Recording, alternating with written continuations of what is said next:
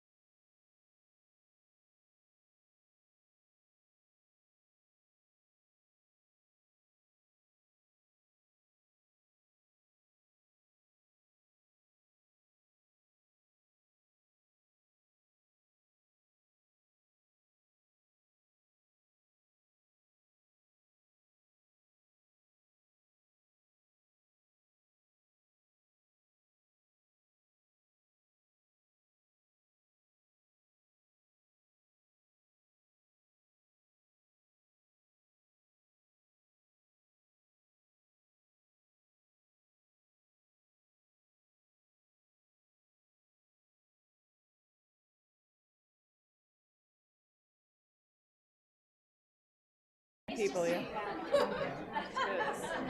Yarno? Hey, dude. All right, good evening, everyone. I will now call to order the regular scheduled Apex Town Council meeting for Thursday, November 13th, 2025. Welcome to all of you, those who join us by live stream on YouTube. I would like to start with the pledge, and then we'll go to the invocation. Are there any veterans here that serve in the United States Armed Forces? All right, so if you would please stand to be recognized. Thank you.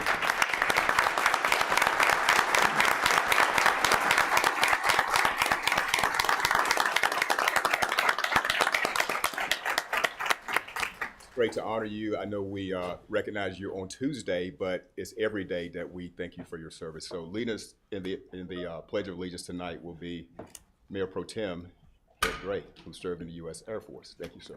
Thank you. If you'll all please stand if you're able. And repeat after me. I pledge allegiance to the flag of the United States of America and to the republic for which it stands, one nation, under God, indivisible, with liberty and justice for all. Thank you so much. Thank you. All right, tonight's invocation will be led by Pastor Stephen, Apex Baptist Church. So if you would please come up and deliver the invocation right here. Microphone. Yes, sir.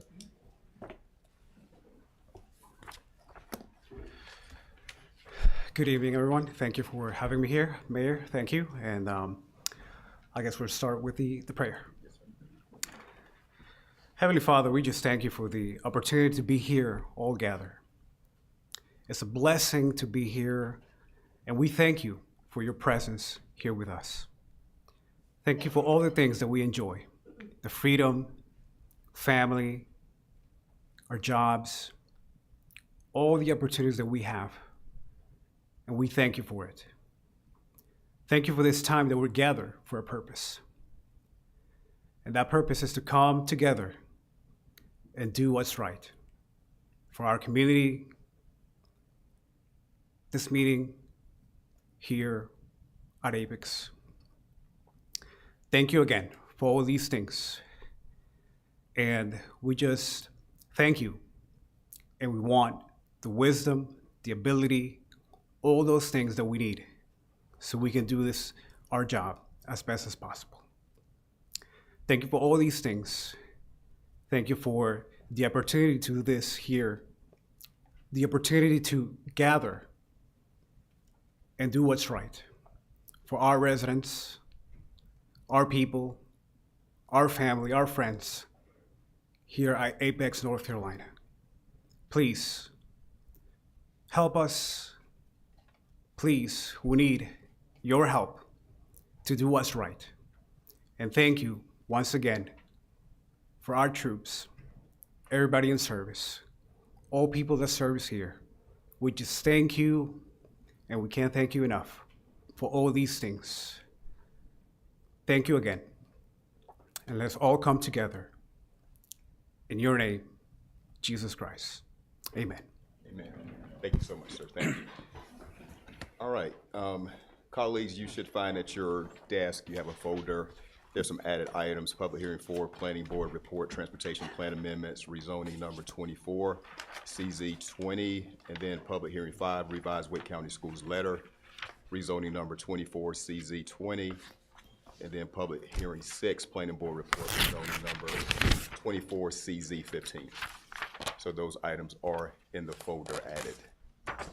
All right, move now to consent agenda, and all the consent agenda items are presented on the agenda. Are there any recommended changes to this before approving? Motion to approve.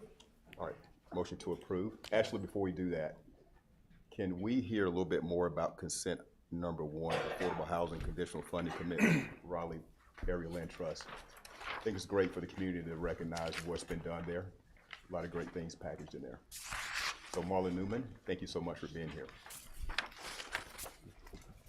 Good evening, Mayor, Mayor Pro Tem, members of the council. Marla Newman, Community Development and Neighborhood Connections Director. The item that is consent number 1 is a conditional commitment to the Raleigh Area Land Trust to assist them in purchasing 10 homes from Pulte Homes for the inclusion in their land trust to make these homes permanently affordable to income-eligible homeowners. The Pulte Homes, some years ago, came before you all and received a rezoning, and as part of that rezoning was a commitment to support affordable homes. And so Pulte Homes partnered with Raleigh Area Land Trust to meet that commitment that was made as a condition of their rezoning. And so we're here with you today because that relationship has moved forward. Raleigh Area Land Trust has identified a few homeowners already. I think they have a closing coming up later this month on one home, and they have 2 additional homes where there are buyers of interest. Raleigh Area Land Trust also gave a presentation to town staff a few months ago, making the opportunity known to our staff and to others throughout this community that this is an affordable opportunity that some of us could afford. And so we're here tonight asking your support for this conditional commitment. The commitment is conditional today because the Raleigh Area Land Trust has also made a funding application to Wake County, which will be heard by their Board of Commissioners next week. They've also made a funding application to the North Carolina Housing Finance Agency. And so our commitment would be conditional on them receiving those other sources of funding. It appears that the staff at Wake County Housing will be recommending to the Board of Commissioners that the request for funding be approved by them as well. All right, thank you for that. Thank you. All right, we have a motion by Mayor Pro Tem, I think it was. I'll second. Second, Zigerman, all in favor say aye. Aye. Opposed, motion carries. Move now to setting of the regular meeting agenda. I want to comment removal of presentation number 1 to be recognized during the town manager report. Then the second item, clarifying public hearing number 3 is also known as 1093 White Oak Creek Drive. And then continuance of public hearing number 7, Unified Development Ordinance. And then the final removal of closed session item number 1. With those changes, is there a motion? Motion to approve. Motion Zigerman Second. Oh, With the changes. with the changes. With the correct. changes, yes. second. Zigerman motion, second. All in favor say aye. Aye. Opposed, motion carries. All right, updates by town manager. Thank you. Yes, sir. Thank you, Mayor, Council. Good evening. Got a couple of things. I'm going to go through it pretty quick. We've got quite a few events coming up. 'Tis the season, right? We've got a lot of November and December. I'll hit some, but check our website out because there's a lot going on. The first I'll mention is the Turkey Trot coming up on November 22nd. Side note, yours truly will be running in the non-competitive version of that. So it'll be the recreational, it'll be a turkey trot for sure. The next is November 23rd is the annual Kids Holiday Craft Fair. That's at the Halley from 2:30 to 5 p.m. Small Business Saturday, which we got the bags up here and you'll probably hear a little bit more about that tonight. That's on November 29th, which is typically the Saturday after Thanksgiving to support our small businesses. December 5th is our tree lighting ceremony. And that will be the change this year is it's at Town Hall. So it'll be here on this campus starting at 4:30 to 7. And it's going to be like a tree lighting that we've never had before. There are so many events and activities planned around it. We've got a little more space here at Town Hall. So that's exciting. Again, December 5th for the tree lighting.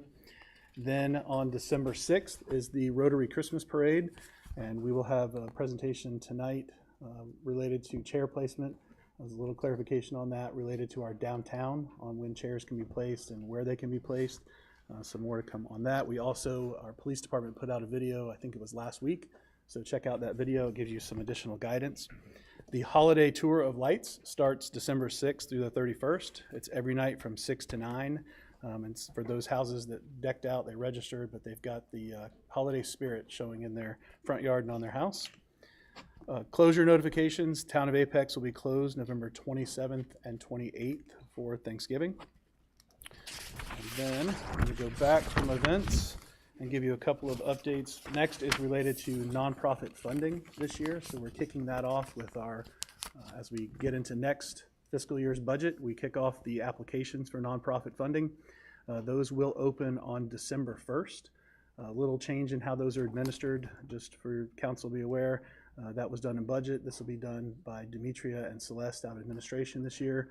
And there's a little twist to it. We're putting emphasis on the impact to residents and for those entities that apply to show that impact with emphasis on testimonials to kind of tell the story of how that impacts those residents of Apex.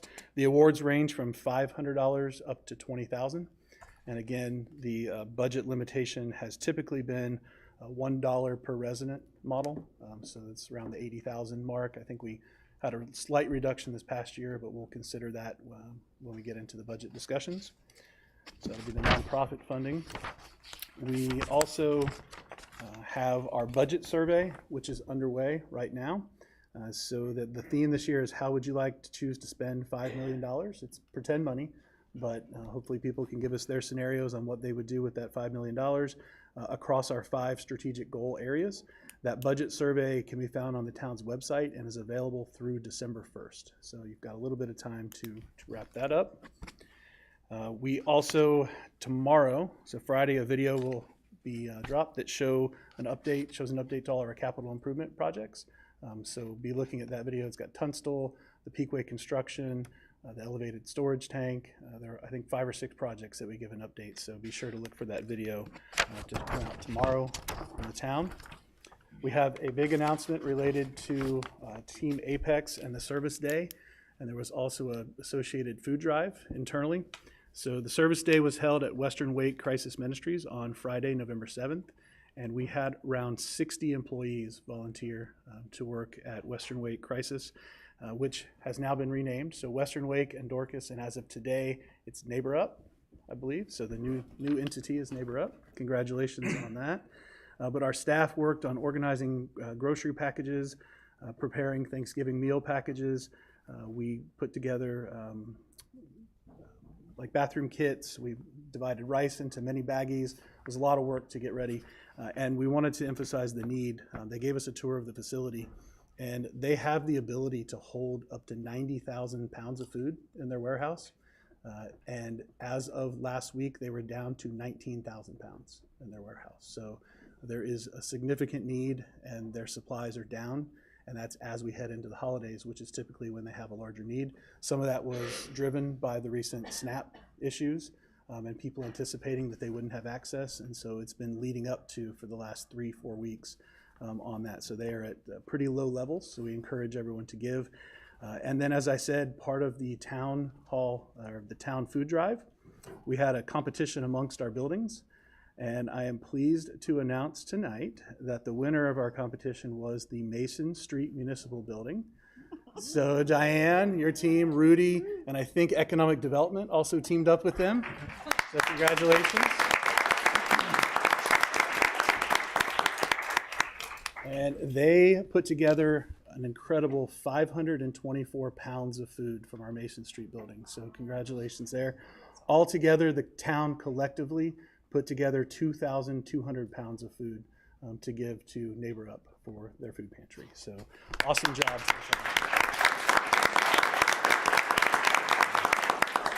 And we will be recognizing the teams that put together for that effort at a later date. So we'll pull that together. But congratulations, and thank you to Team Apex for the Service Day. That also ties into, and I know, Mayor, you represented us this morning at the breakfast where the new Neighbor Up organization was announced. But the town also received an award there, and it was the 2025 Howard Manning Community Partner of the Year Award for the town of Apex. So I don't know if you wanted to add anything on that, but thank you for representing us this morning. It's no surprise. We're the peak of good living. That's right, peak of good living. And that is, we've done several service days now as an organization, and then as we enter into the partnership with Neighbor Up on the Hugh Street property. So a lot of good stuff going from there. All right, I think that leaves me with the utility update that I have.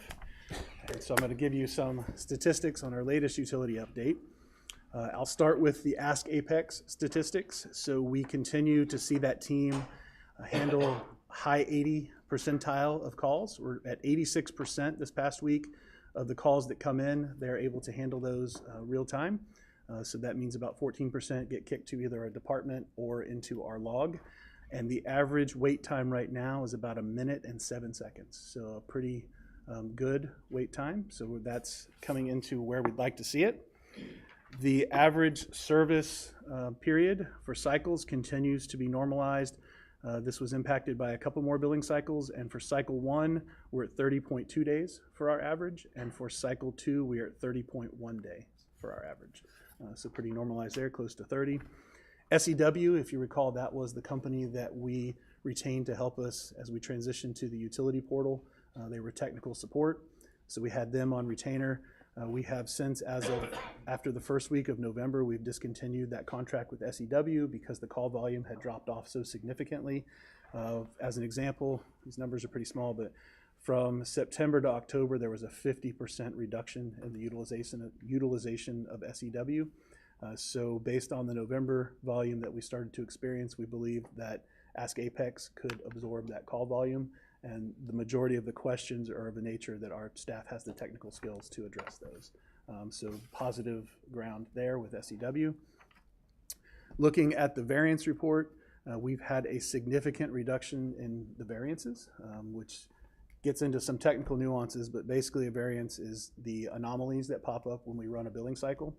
If you'll recall, we had cycle 1, I think we were as high as almost 5,500 variances. Our last run on cycle 1 had below 1,000, it was around 945 variances.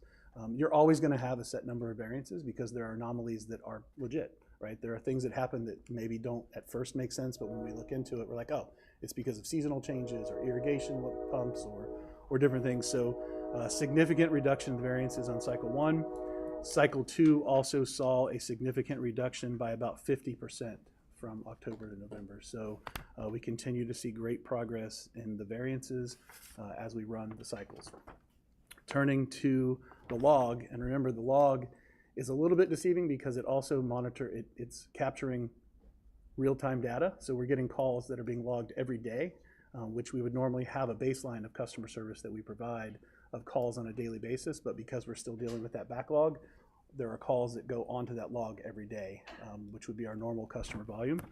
So we're managing customer volume currently and reducing the log, and we are over 62% on that log and reducing. So we, at that rate, and some of them are getting a little more difficult. As an example, we may report back to a customer on something and they say, okay, well, I'd like a meter test. And that, I think I've talked about that in the past. So it's not just a simple call somebody back and check that off. There are many times multiple steps to that, but we are continuing to make significant progress. We have a goal, and Sean's probably gonna cringe when I announce the goal, but we have a goal of getting this done by the end of the year to have the log gone. We might creep a little bit into January, but we're gonna push to try and get this done so we can have a fresh start, new year, and have our log out, and then we're dealing with just real-time customer data there. So the teams are working hard because, again, they're balancing day-to-day and then also making a dent into our backlog of items. So all the numbers appear to be positive. We still acknowledge we have things we're working on, we're working through, but all of our indicators at this point are pointing to positive. So that's what I have for you tonight. Thank you so much for that. You said 62%. What is that number? That number is remaining 382. Thank you. All right, thank you so much for that report. Any questions? All right, hearing none. All right, we move now to presentations. And we have Small Business Saturday Proclamation. So everyone please join me in front.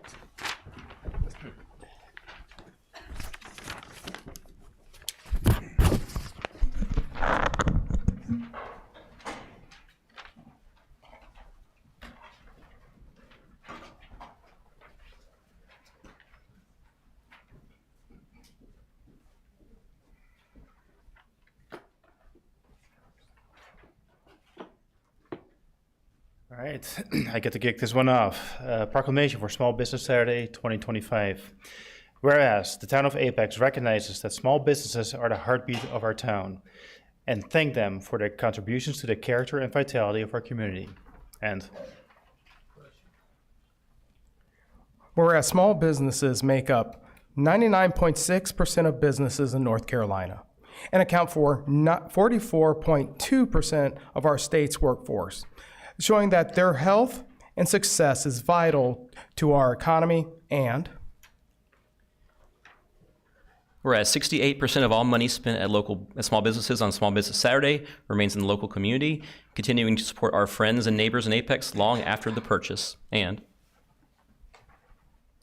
whereas Small Business Saturday is an event that significantly helps small businesses stand out during the holiday season, and numerous businesses all across Apex will be participating in promotions. And whereas the town of Apex is proud to support its small business community all year, and especially as we head into one of the busiest periods of shopping on the calendar. Now therefore, I, Jacques K. Gilbert, Mayor of Apex, North Carolina, do hereby proclaim Saturday, November 29th, 2025, Small Business Saturday in the town of Apex, and encourage residents to recognize that by shopping local, you are investing directly in the people and places that make Apex the peak of good living. Tonight, I would ask Economic Development Manager Colleen Moraes to step up, and also Barbara Belisic. And I want you guys to share with everyone here who's here with the business community tonight. So if you would come up, and then we'll deliver the proclamations. So Marina, Chanel, Shane, anybody else who is coming tonight to join us as a participating Apex small business, yeah, come on up.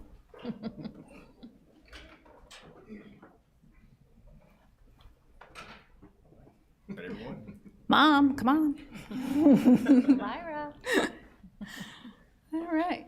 Okay, a round of applause for these businesses.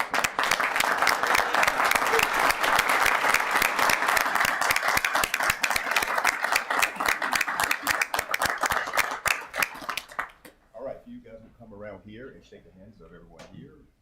We'll make a line this way. Oh, wow. Step that way first. There you go. We're gonna get your proclamation out. There you go.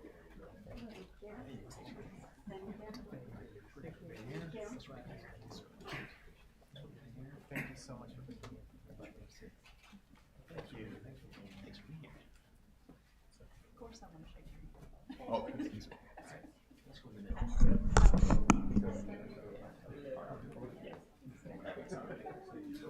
Either way works. These are my laws. These are all my questions. Lawsuits, all right. Great, great. Yeah, if you haven't tried 4 C's Here you go. cookies and treats or Mini Lou Bakery. Yeah. Oh, thanks for being here. Thanks for being here. I'll be sure to give you something. All right, picture time. You guys are the folks. You guys getting some. It's over here. Yeah, we need to bounce it out. Tell Barbara to do it. That's what I like. There we go.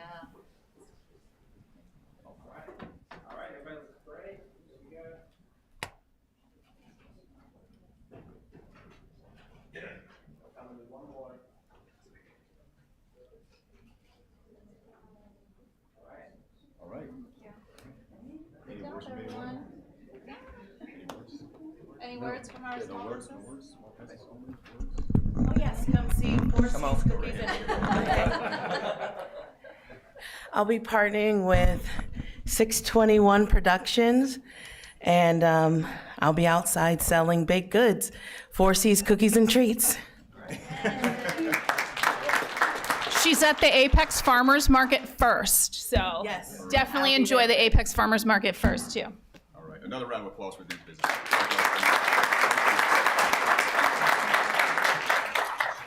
Good. All right, thank y'all.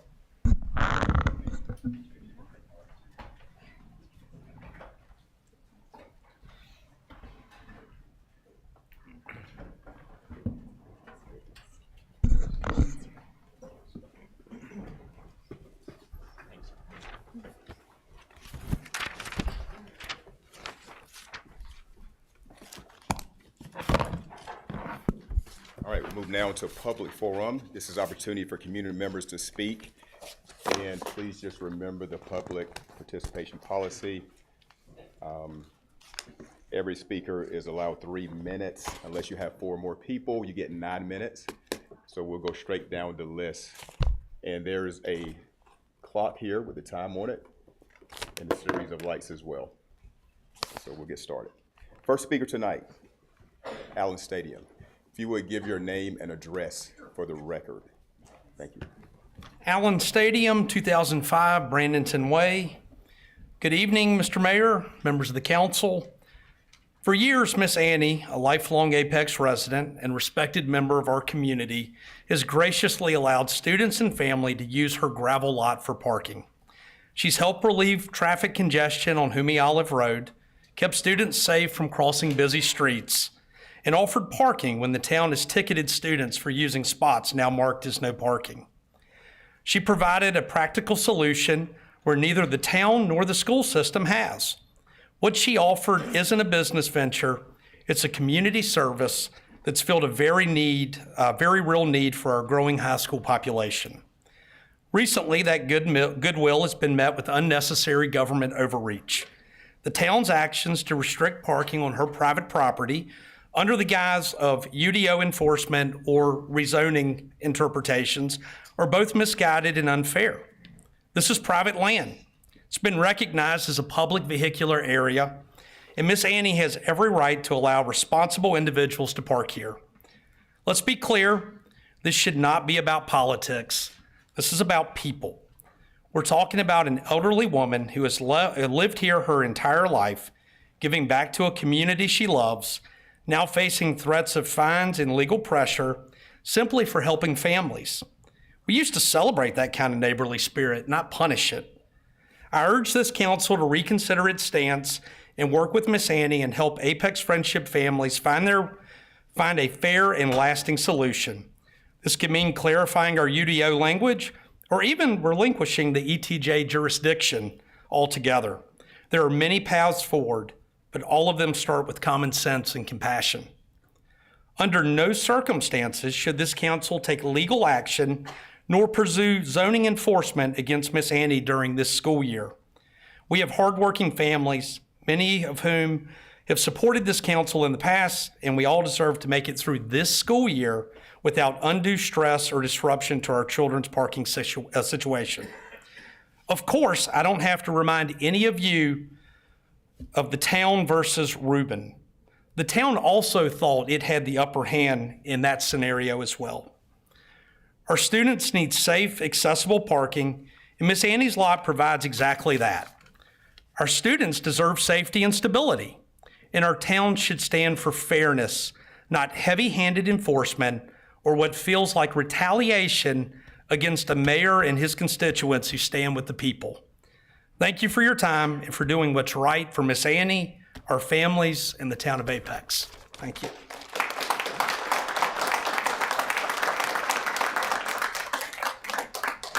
Don Cozzolino.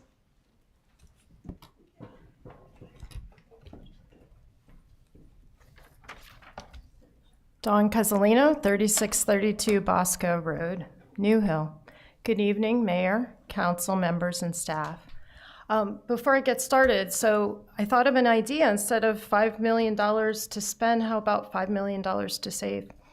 Just a thought.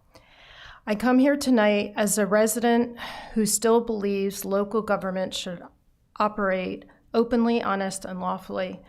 But what I've observed tells a different story, one of concealment, delay, and disregard for the public's right to know. On tonight's consent agenda, so it's item number 7, the town council is seeking approval for various minute meetings. Well, these are actually from 2022. They're almost 3 years late. They're the months of, they're still missing August and September, but I think they're the months October, through December. That's not routine business. Under North Carolina General Statute 143-318.10, the minutes of every official meeting must be prompt and fully prepared and made available for public inspection. 3 years of silence is not prompt, it's actually unlawful. The North Carolina Public Laws 132-1 states clearly that the people of the state are the rightful owners of the public records, yet through this period, those records were missing. One of these is very interesting because the July 19th, 2022 special work session by the Town Council was advertised actually less than 48 hours notice. Itself is a violation of 143-318.12. And the meeting discussed far more than the limited topic that was described in the notice. These are not minor clerical issues. They are failures of process and of duty. When minutes are withheld and meetings are poorly noticed, decisions affecting land infrastructure and millions in public funds occur in the shadows. Under 159-25, the finance officer is responsible for ensuring that every disbursement of public money is lawful and properly documented. If the record of those deliberations is absent or altered, that obligation cannot be met. And what I want to finish with, because I'm almost out of time, is that things in the government are built on honesty and accuracy and lawful transparency. When a town withholds its history, it loses its credibility. And leaving office does not erase responsibility. Public officials, past to present, remain accountable under state law for failing to uphold their duties. Thank you.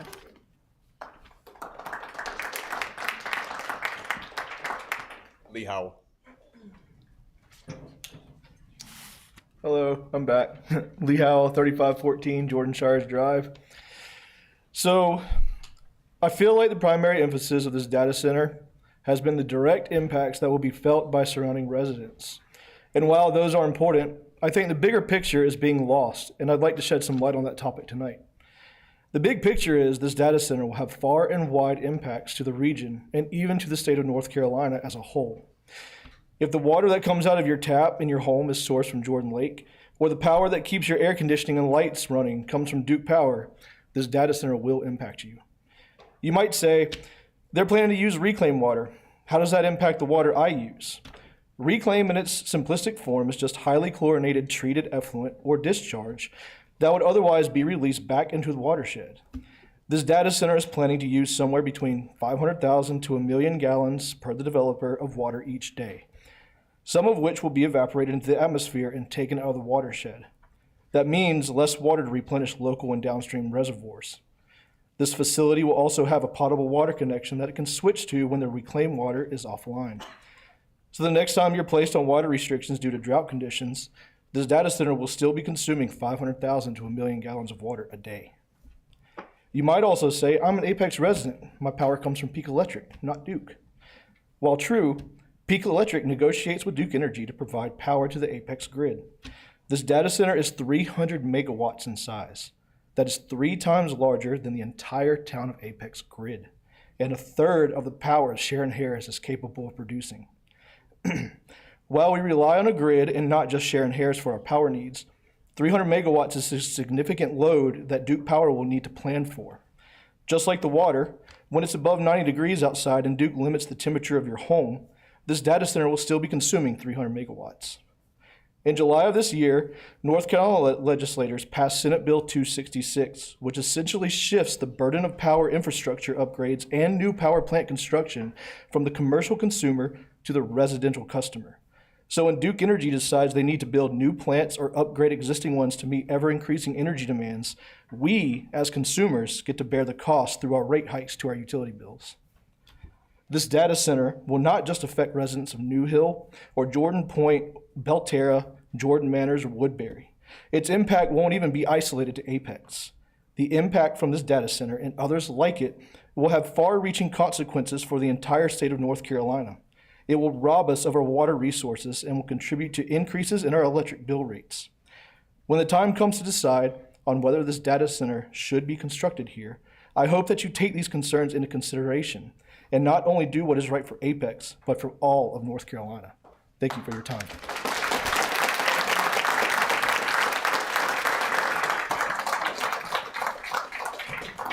Thank you. Michelle O'Connor. Dr. Michelle Hoffner O'Connor, 2664 Jordan Point Boulevard. I want to be respectful of everyone's time tonight and have submitted my full remarks intended for tonight to the town clerk. Tonight, I will read excerpts of the testimony of Amara Strand, a young woman who passed away a few years ago from cancer. Her cancer developed as a result of exposure to toxic chemicals called PFAS, which all of Apex will be exposed to via air, water, and dirt contamination if the proposed data center is built. I am a 20-year-old, and at the age of 15, I was diagnosed with stage 4 fibromegalar hepatocellular carcinoma, an incredibly rare form of liver cancer that occurs in 1 in 5 million. Due to its rarity, there is no standardized form of systematic treatment other than surgery. There are no curative options, no roadmap, no plan. Growing up, I lived in the 3M plume and attended Tartan Senior High School, where I met many classmates also directly affected by cancer as a result of what we now understand these chemicals to be, PFAS. When toxin in the environment hits a person's DNA at a particular vulnerability, a cell mutates, resulting in cancer or other serious illnesses. One of my cells mutated, and cancer began to grow. Unfortunately, people being subjected to dangerous chemicals unknowingly happens far too often. It's a repeated offense that has festered in our land, water, and bodies for decades. And despite public knowledge of said environmental waste dumping, little has been done to clean up or hold those deemed responsible for the deadly cause and effect that has robbed my community. We have all paid a high price due to large corporations carelessly dumping known toxic chemicals. However, we have yet to see public health repaid for the time, money, and emotional turmoil inflicted by the same kind of chemicals at the expense of our lives. Amara is gone because of the reckless choices others made. If this data center comes here, our children will breathe in PFAS at Apex Friendship Schools and at Pleasant Park. Our gardens and yards will be contaminated. Our pets' paws will drag particles into our homes after walks on the greenways. Our drinking water will be at greater risk to us than it already is and require more effort to clean. And we will bear the cost of all of this with respect to our wallets and the health of our loved ones. The developer will be long gone, and there is nothing in any ordinance that will hold the end user responsible. That is not live, work, play. That is not the peak of good living.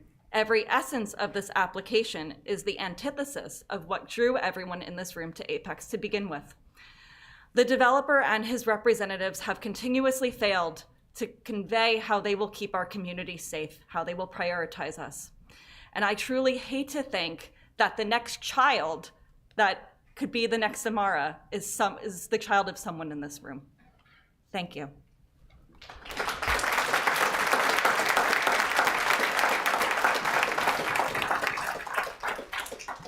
Annie Scott.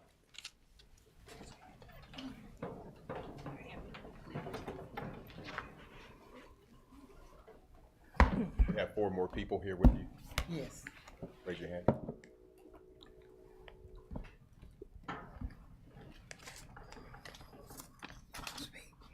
Okay. You okay? Mm-hmm. That's fine. Greetings and salutation from the 10th Judicial Bar. Attorney Truth McDavid from Ms. Scott. She has her representatives in addition to the council. Your Honor, Pro Temp. Let me start off by saying I was asked to do some research and do some reviews based on a letter that seemed to misstate the law.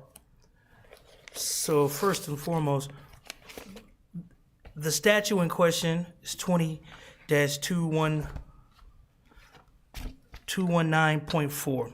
I looked the statute up, and after I looked the statute up, I went to the book stacks at the Law Library, downtown Raleigh.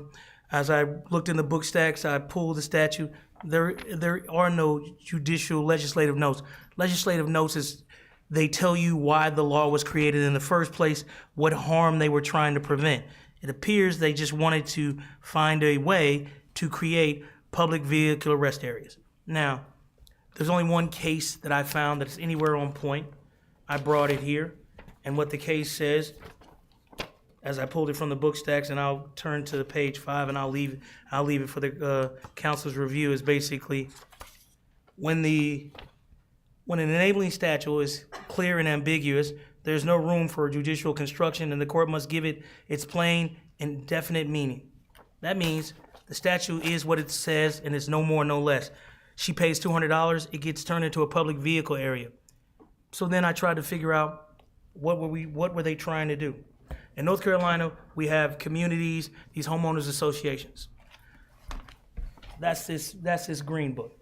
Homeowner associations function just like the town of Apex or any town council, and what they do is they create these cutouts where we have homeowners associations where they do all the things to make sure that the lawns are cut, that people pick up their trash. And the reason why I use this is because they also put up stop signs. Everybody's been to a lot of the these parking lots at these different restaurants, and they put up parking signs and people don't obey them because it's a restaurant. But in homeowners associations, the homeowners obey the parking signs because they want people to obey the parking sign. That's why they pay for them to get put up. The problem is the parking signs are not what is called duly erected. Duly erected means they got to get a DOT sticker that they can't give themselves. They have to get it from the state. Once the state puts the DOT sticker on the back of the sign, suddenly law enforcement can use that sign to arrest, ticket, and all these other things. Even though the homeowners association can erect the signs, they can't make them duly erected. This issue that you guys are having based on the case law that wasn't presented, it kept saying I believe, which seems to be someone's really smart opinion, but the case law is pretty straightforward. You guys can zone whatever you want to, but once someone petitions the state, and as best as I can see, the state has put up the signs and they have stickers and they put it on the maps and they've done what they're supposed to do, it is what it purports to be, and there's no way to undo that. Like I said, I brought the case law and I brought the statute book, and there were only 3 cases in this area. 2 of them had to do with horses and animals, which has got nothing to what we're talking about, and then the King case dealing with the idea that once we start talking about undoing what the state wants to do, it can't be undone by the municipality because they have these reasons for doing it. But nobody decided to write any of that down with the statute. I literally went to the book stacks in downtown Raleigh and checked and looked for legislative notes. I had my people do the research, and what we have is a situation where once the sticker goes on the sign, the only people who could take the sticker off would be DOT. The problem for DOT is they took her money, and once they took her money, they put it into this record, they added it to the maps, they've done all these things, they paid for the signage. The moment to take it back has passed. For lawyers, we would call this being moot. It's a wrong capable of repetition, but evading review. And so therefore, there have not been any challenges to the Court of Appeals or any trials. And as best I can tell, Ms. Scott and maybe 2 other people, 1 or 2 other people, are the only people who have ever done this. So for those reasons, I give that information to the court, and I ask that I ask for mercy and grace. Mercy in the sense that we could spend a lot of money arguing about this, and Ms. Scott could probably hire me to represent her, but I don't know who that would serve. What I would say is I've done all the research. I brought the case law. I bring the answer, and the answers are, once the sticker went on the back of the sign, that's why law enforcement is allowed to use it as a means to ticket and arrest people. Prior to the sticker being on the back of a sign or an area being designated as a PVA, police officers can't use it as a point of arrest. As the mayor, former law enforcement would know, being able to arrest somebody in someone's private yard is a far cry from a PVA. As a lawyer who practices criminal law, I don't really care for PVAs because it allows law enforcement to just carte blanchely go into an area and they can arrest anybody in there for whatever appears to be an issue. While at the same token, a person standing on their own property could literally be engaging in many forms of shenanigans, and there's nothing law enforcement can do unless there is an imminent danger of immediate bodily harm. So the PVA, by its very nature, Ms. Scott has decided that she would give up her privacy and her legal protection for the benefit of the kids of the school.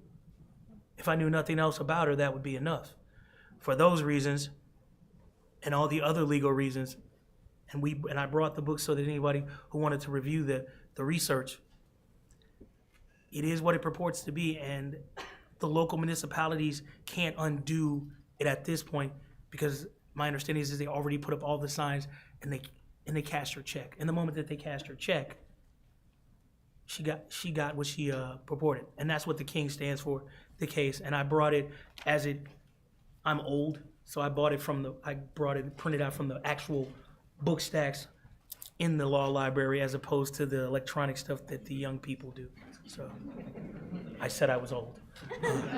So for that, I thank you for your time and your attention. And I hope that this helps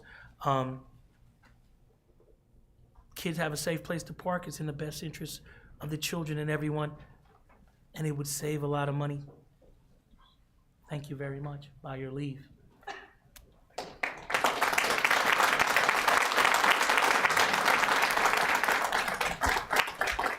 Thank you so much.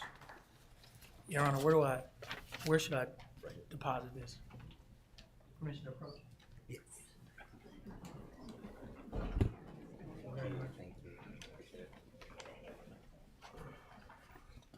Sheila Morrison. Sheila Morrison.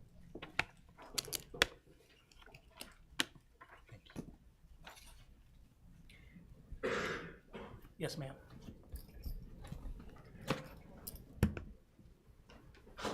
Good evening. My name is Sheila Morrison. I live at 2504 Finkel Grant Drive, New Hill. I'm here to show and voice support to Mrs. Scott and her efforts to use her Wake County property to provide a needed service to the families and students at Apex Friendship High School. This is the immediate situation before you for consideration, but the implications are far-reaching for all of us who live in the ETJ of Apex. First of all, we ETJ residents cannot vote for members of the Apex Town Council, but it seems that we are subjected to the will of the Apex Town Council. We do not have any representation on the Town Council. For those of us who live in the ETJ, we need to be both aware and wary of the Apex Town Council's decisions, especially when it comes to decisions that impact or potentially impact those of us who live and own property in the ETJ. Thank you.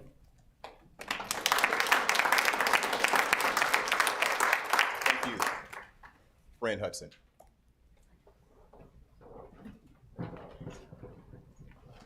Hello, Fran Hudson, 5524 Rex Road in New Hill. And I actually went through the pros and cons of the data center. And my cons, I did my little pros and I was thinking, okay, where are my other pros? There has to be more pros, has to be more pros. So the speculative tax revenue is a pro, but we don't know exactly what that's gonna be because the developer doesn't know who's gonna actually be the end user of this. So there could be, they also stated there could be up to 275 jobs. That's not a definite either. So we don't know what that really is. It's a pro, but we don't know for sure. It also benefits Apex, not the people in that area. Although some of them are annexed into the town, not everybody is. So this is negatively impacting people. So our cons are the people don't want the data centers. It's close proximity to houses. There's a lot of unknowns. The power impacts, water impacts, loss of farmland, environmental impacts, wildlife impacts, game land impacts, and then I had to go up the side because I continued.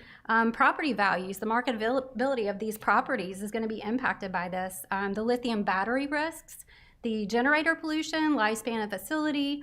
North Carolina General Statute 105-164-1355A pretty much gave them tax exemptions from anything they want to buy. Looking at that is it's crazy because the people don't get the same consideration, but this data center will. Possible impacts and noise, which was covered in this meeting that we had last night. But I also wanted to remind you, the UDO, the purpose of the UDO is to promote and protect the public health, safety, peace, comfort, and general welfare of the citizens and residents of Apex and its extraterritorial jurisdiction. It's the comprehensive unified set of regulations. So regulations are to restrict, they are to control, they are to protect. That's the whole reason for this UDO. I just printed out a couple pages of it. The specific purpose, some of those are to protect the small town character. This does not protect small town character at all. Also promote good planning practice. I don't know, this is something brand new. We've never seen it. Nobody's had it in this area. So I don't believe that's really good planning because we don't even have anything in the UDO that really covers them. So I don't know how you can say that that's good planning. Also, the prevent adverse impacts on the environment. There's a lot of things on here that are environmental and they're going to be impacted, and it's going to impact the people in the end. And the efficient use of land and public services. So the water use, the electricity use is not a good, efficient use of those public services. So, thank you. All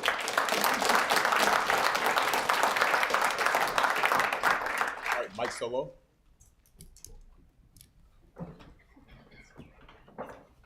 Mike Solo, 2102 Charline Downs Lane. Mayor, council members, staff, thank you for having me here today. I wanted to speak to you about the proposed Haddon Hall Greenway that came up in the work session. Now, years ago, this would have been an excellent greenway. It was planned in 1999 before the new development that we're seeing on North Salem Street, before the Peakway. When this was proposed, this would have connected over 900 homes to Balcom Elementary and allowed our kids to walk to school. Now this dead ends at a 2-lane each direction, soon to be 4 lanes in each direction road. Do we want kids trying to cross this? I'd like you guys to reconsider this greenway and consider what we can do to bring this into the modern era and make a new plan which works with the current development that we have. Thank you very much. Thank you.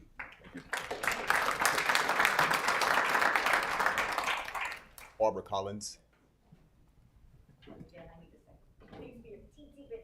All right, take your time. Take your time.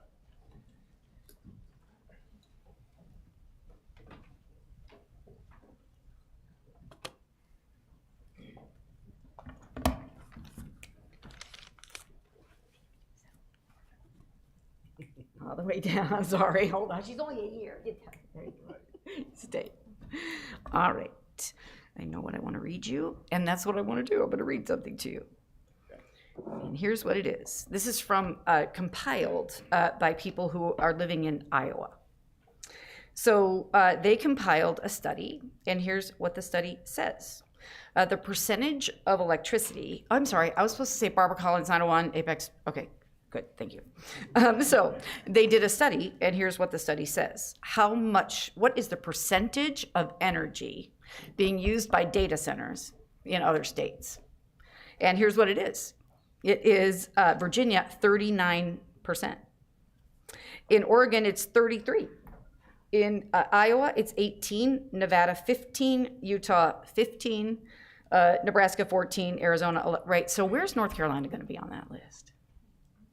And so I want to also read you what they wrote. They already consume 18% of the electricity in our state, and there are more on the way. This is going to force construction of new power plants and all that is rate-based, meaning you and I are paying for the power plants and all the new transmission. The data centers just pay a little share of it, even though the power is essentially for them exclusively. Several counties and cities in Iowa are already preemptively creating ordinances to allow small nuclear reactors. Have to say, it does make me chuckle that all these, never mind, name calling, who clutch their pearls over the wind and solar are about to have a nuclear power plant in their backyard. As someone in the electric generation industry, I can only advise you to pay attention to, attend, and protest rate cases brought before the Iowa Utilities Board over the next couple of years. We're about to get hit in the shorts with a massive rate increase to pay for all of this new generation and transmission needed by the data centers. So we're not alone, right? We're not alone. And communities all over the country are having to deal with this, and they're creating their own ordinances, right? Which I understand we can't do in Apex. But here's what we can do. We can just say no, right? We have a right to say no. We can just say no, right? Let's say no. If there are financial implications, in my opinion, as I said last time before I was bored, it's worth it. It's worth it. And so if the town has a chance to vote on this, what do you think they would say? It's worth it. It's worth it not to do it, even if there are financial consequences down the line. And I truly believe that all of you are with me on that. If you're not, don't clap, but if you are, let's Right? Okay, so that's what I want to tell you. We can just say no. I don't need to know your opinions. I just want you to keep hearing it. Thank you. Thank you so much. Yeah, appreciate it. Alexis Kennedy.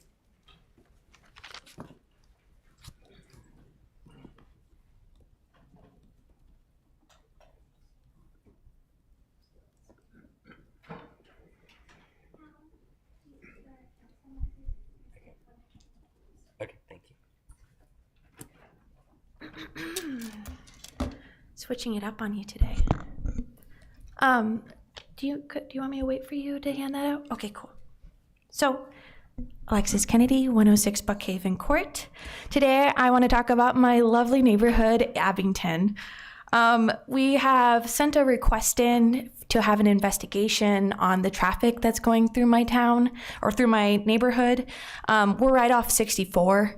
And so we're having cars cut through our neighborhood to get to Kelly Ridge or Kelly Road because they don't want to go through the traffic. And so we have no stop signs, and it's highlighted so you could see. For almost a full mile, there's no stop signs. And then for the other spot, it's 0.6 miles, no stop sign. So you have cars that are just cutting through, speeding at the time that our kids are going off. During the summertime, we have, I know a lot of us have the swimming competitions. So during the summer, we've got our kids on Kelly Ridge Road, like mine, and Landsbrook, as you can see. And Landsbrook right now only has one sidewalk. It's on the left-hand side if you're going westbound. So the kids have to cross over Landsbrook on where Kelly Ridge meets, but there's no stop sign. And so I constantly, in the 2 summers I've lived there, have watched near kids get hit because you have people who don't live in our neighborhood speeding because they don't want to sit in traffic at 5 o'clock, and it's causing a problem. And so we did have an investigation, and I wanted to thank our investigator because my neighbor Sarah said she was absolutely lovely. But all she did was brighten up a walking sign over on Glenshire Court Road, which is further down. The map didn't highlight it, but so we got a highlighted walking sign, which doesn't really help us when you have Amazon drivers, the tree guys, having almost a full stretch of mile that they can go. And it goes downhill too. So then it's picking up speed. And I did see where they put the traffic clocker, which was on my street, Buckhaven, but that's not the hot spot. The hot spot actually is a little further down and actually at Landsbrook. And then when they miss Landsbrook as they're cutting across, they speed down my cul-de-sac, which is Buckhaven, because they missed my street because it's a very easy street to miss. And then they speed through it and flip one right in front of my house. And I watch constant cars speeding through my cul-de-sac because they missed Landsbrook and they're turning back around so then they can get on Landsbrook and drop down. So I was told I really need to bug City Council to get that stop sign, so I'm coming here to bug you. Thank you. Thank you. All right, final speaker, Raquel Weaver.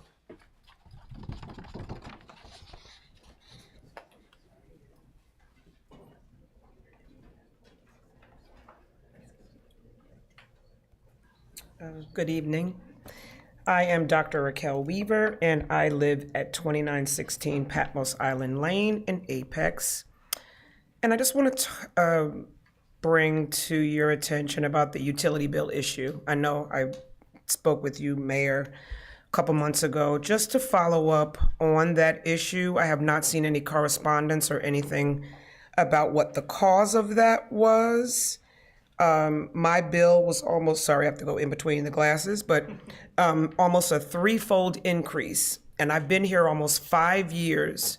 And for 4 of those, my bill was pretty steady, pretty regular. August 2025, I get a bill of almost over $800. Okay, so I just need to know what exactly happened. What's the expectation for us to pay these exorbitant bills? Are we in fear of getting our utilities turned off? Okay. I feel for the people that may not be able to pay their bill, okay? Secondly, I wanted to bring up about the trash, recycling, and yard waste. Again, I've been here almost 5 years. Since I purchased my home in 2021, the vendor constantly leaves trash on our roads, glass. It flies everywhere, makes for our beautiful brand new community to be a trash dump, okay?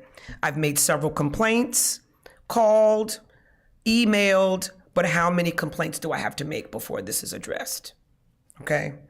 I don't know how many other communities are being impacted by this, but I know it's been an ongoing issue, and I just hope the town will take this into consideration, not only with the utility bills, but with this vendor that we are paying to literally not do anything with our, you know, the curbs. You come, the little suction comes and sucks up the waste, but it's basically still waste left. So what are we doing? What are we doing here? Taxes going up. What's happening? So just want to bring that to your attention and hope that these items are addressed. Okay? Thank you. Appreciate it.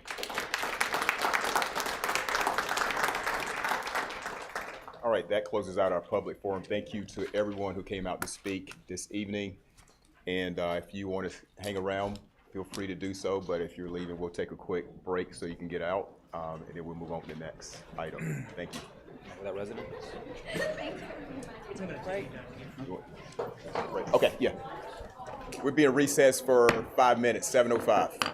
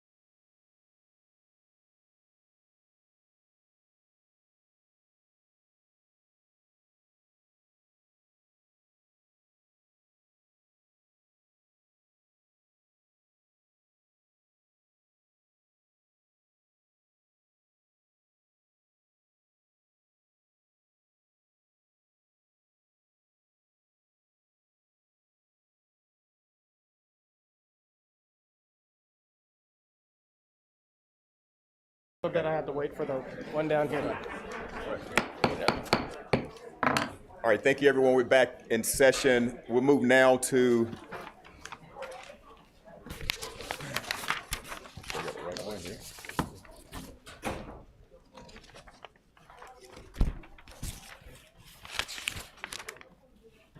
Public Hearing 1, Annexation Number 809, 7421 Roberts Road, presented tonight by Diane Penn,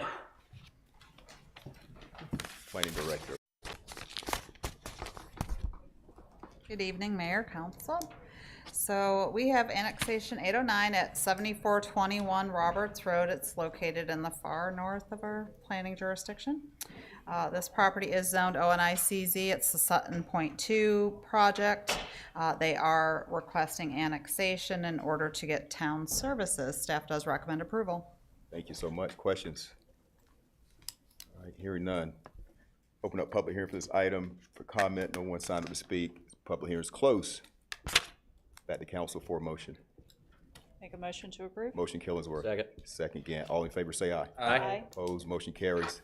Public hearing 2, annexation 810, 2928 Evans Road. This is 1.31 acres, located out off of Hume Olive Road on Evans, and this is an annexation request for a well failure on a property zoned rural residential. Staff does recommend approval. All right, thank you so much. Any questions? Hearing none, public hearing is open for comment. No one signed up to speak. It's closed. Is there a motion? Motion to approve. Motion, Zigerman. Second. Second, Mayor Pro Tem. All in favor say aye. Aye. Opposed, motion carries. Public hearing 3, annexation 811, 7800 secluded acres.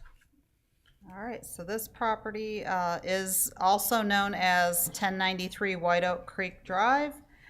It is located, again, off of Hume Olive Road on secluded acres or White Oak Creek Drive. It has entrances on both sides. They are requesting town services for a property that is zoned low-density residential. Staff does recommend approval. All right, thank you so much. Questions? Hearing none, public hearing is open for comment. Public hearing is closed. No one signed up to speak. Is there a Sorry, motion? I'm sorry. I misspoke. I didn't get forward enough. It's actually secluded acres is in the northwest quadrant. I apologize. Here's the correct map. All right. Thank you. All right. Public hearing is closed. Is there a motion? Motion to approve. Motion, Killingsworth. Second. Second, Zigerman. All in favor, say aye. Aye. Opposed, motion carries. All right. Thank you so much. All right, before we move to public hearing 4 and 5, turn it over to town manager for a quick recognition. Thank you.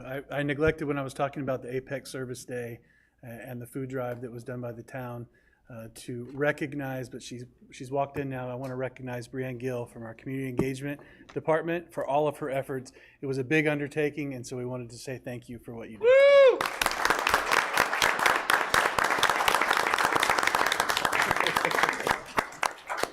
All right, great job, Brianne. Thank you, Mayor. Awesome, thank you. All right. All right, public hearing 4 and 5 together, so call it Ms. Shannon Cox. Thank you.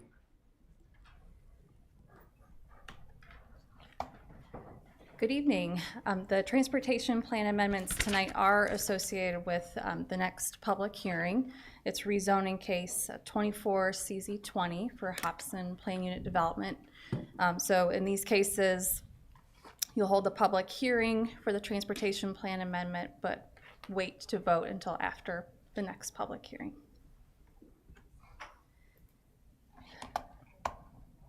The main proposed amendment is to shift this future major collector street between Tingen Road and Perry Road to the south. And I'll get into a little bit of detail in a minute about that. Associated amendments are to also shift the future roundabout along Tingen south and to extend the stub street from Shackleton, which is called a local connector, to meet the new major collector alignment. The purpose of shifting the major collector south is to avoid impacts to the driveways of these existing businesses along Perry Road. so that they can maintain their full movement access. Otherwise, the intersection will be too close. In looking at the location of the major collector, staff worked with the developer to make sure that there would be sufficient spacing from those driveways, enough room between the new major collector and US 1 for another potential driveway with future development, sufficient spacing from Widger Lane along Tingen Road, and then to improve the stream crossing location. So this southern alignment is actually a much better stream crossing location than our planned alignment. Staff in planning, transportation, infrastructure, and development, water resources, police, fire, parks and rec are all supportive of the proposed amendments. The planning board unanimously recommended the amendments at their November 10th meeting, and I'm happy to answer any questions you may have.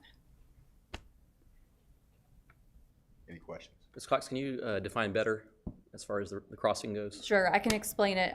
So the current crossing, when we have more detailed site data, doesn't cross perpendicularly to the stream, which is ideally we want to cross at a perpendicular angle to minimize the length of the stream crossing. The location further south is much more perpendicular to the stream, so water resources preferred this location. Okay. I noticed on the map, obviously, I don't know the exact details, but it looked like it was kind of landing in some wet-ish area on the west side of the creek. I'm guessing that's not wet enough to cause a problem for that road? I think the developer can, or the developer's representative can explain a little bit about what will be happening with the site in that area. But no, it's not a concern. I'm talking about the area to the west of the creek. Right. Okay. Yeah. Oh, they would be able to speak to that as well? Okay. It's the Seymour. Oh, sorry, the Seymour PUD. The Seymour. Yeah, I know that Seymour. Yeah. So overall, compared to the stream crossing to the north, looking at both wet areas as well as the angle, Water Resources recommended this crossing location over the current alignment. Thank you. Yeah. All right, any other questions? All right, hearing none. We'll open up the public hearing for this item, and no one signed up to speak, so the public hearing is closed. All right, moving on. Public hearing 5. June Cowles.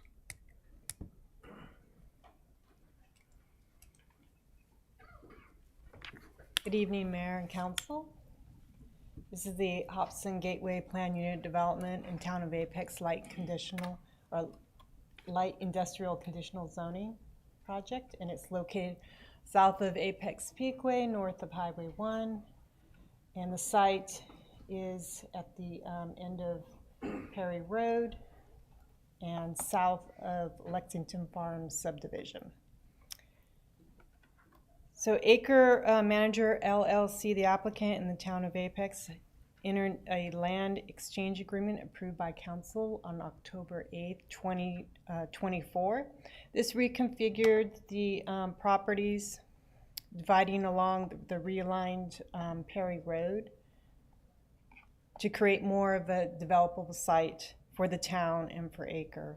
So following the land exchange, the Acre Manager LLC will own approximately 58.54 acres, and then the town will own approximately 39.62 acres. The current zoning is residential agricultural and light industrial conditional zoning. Looking at the site, again, there's Lexington Farms to the north, manufactured home conditional use, light industrial and TechFlex, some existing businesses here. And then the Seymour PUD is to the west, Iron Gate Drive subdivision, and the Grace Christian School, which is under construction. That's rural residential. Of course, off of Tingen or Viridia Parkway is Viridia and the future Children's Hospital. And then south is Highway 1 and light industrial. To the east is Broadstone Station Apartments, and that's also a planned unit development. The proposed zoning is planned unit development, conditional zoning for the acre site, and for the town of Apex town of Apex is light industrial conditional zoning. And the current 2045 land use map is office employment, and then on this side of the project site is office employment and industrial employment. So if approved, the proposed 2045 land use map classification would be medium density or medium high density residential, and then medium density density residential with commercial services. And on the town of Apex side would be industrial employment and office employment, so stay as it is right now on the plan. So existing conditions, as you can see, some fields and then mature trees on the south side. There's an existing stream, perennial stream, which has a 100-foot buffer. And this is an existing pond, and then this is a small facility that the town operates out of. Are those kind of crisscross treed areas in that grassy area? Are those creeks? Correct. They're streams, but they do not require buffer. They're not intermittent, or they're not enough to require a buffer? Right, correct. Okay. So the applicant conducted 2 neighborhood meetings on September 8th, 2024 and September 25th, 2025, and the neighborhood meeting reports are attached to your staff report. So beginning with the town of Apex proposed light industrial conditional zoning, the proposed uses are listed here, and the S indicates that would require special use permit. Some additional conditions require buffers and screening, so a 60-foot type A buffer along Highway 1, except for the electric subdivisions under the use utility minor, there would be no buffer required. If other permitted uses are visible through the electric substation or associated lines, then those permitted uses must be screened from US Highway 1. That's a 10-foot type A standard for the buffers. In addition, all other standards of the UDA may be varied based on financial and operational needs of the town of Apex, but any changes shall be shown to the during the review for technical review committee and made available to the public on interactive development map. So some of the known variations include existing Perry Road, road improvements to the new aligned Perry Road, the tree survey and trees. Outdoor storage is allowed as a standalone use. RCA relocation to accommodate future development with adjoining properties. Some existing lights that are on the facility that's down there right now can remain until it's redeveloped, and then they would replace the lighting. And the yard waste pile height limit is 30 feet with a slope no greater than 2:1. Now moving on to the Hobson Gateway PUD proposed site plan. A letter of impact from Wake County Public School System indicates that all grade levels within the current assignment area for this rezoning are anticipated to have sufficient capacity for future students. You were passed out a revised letter from the school.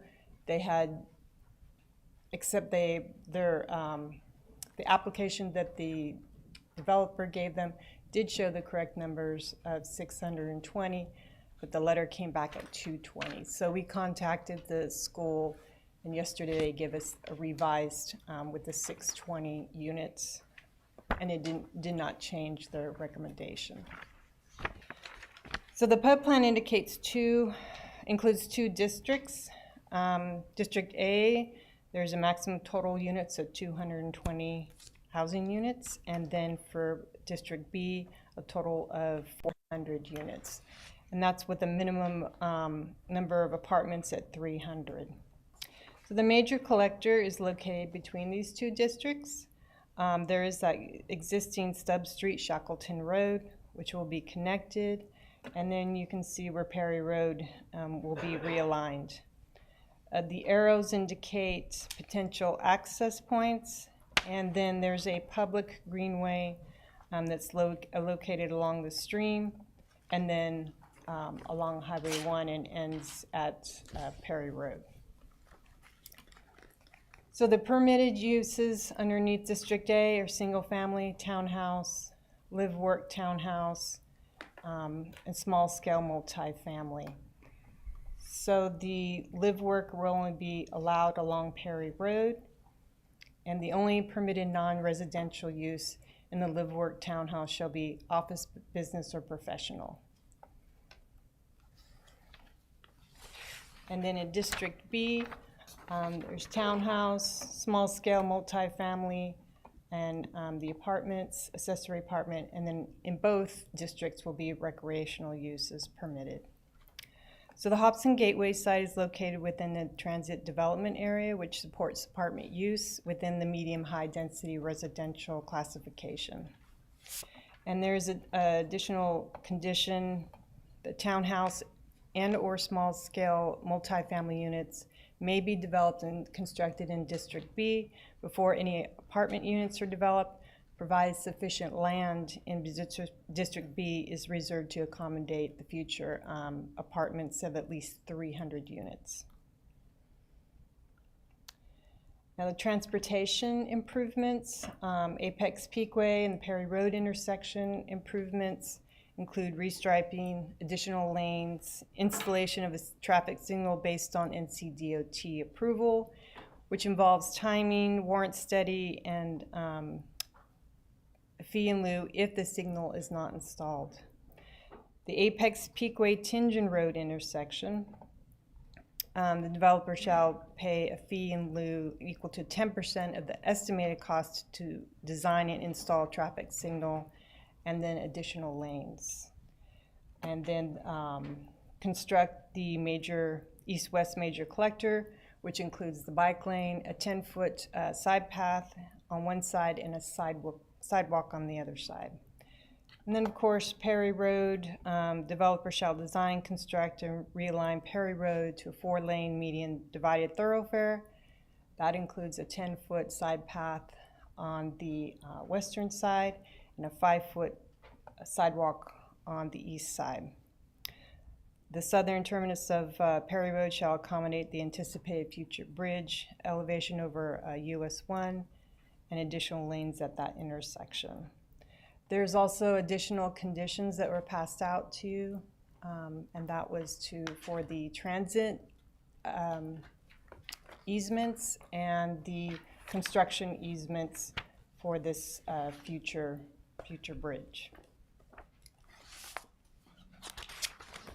And this is showing proposed utility plans for water and sewer connections.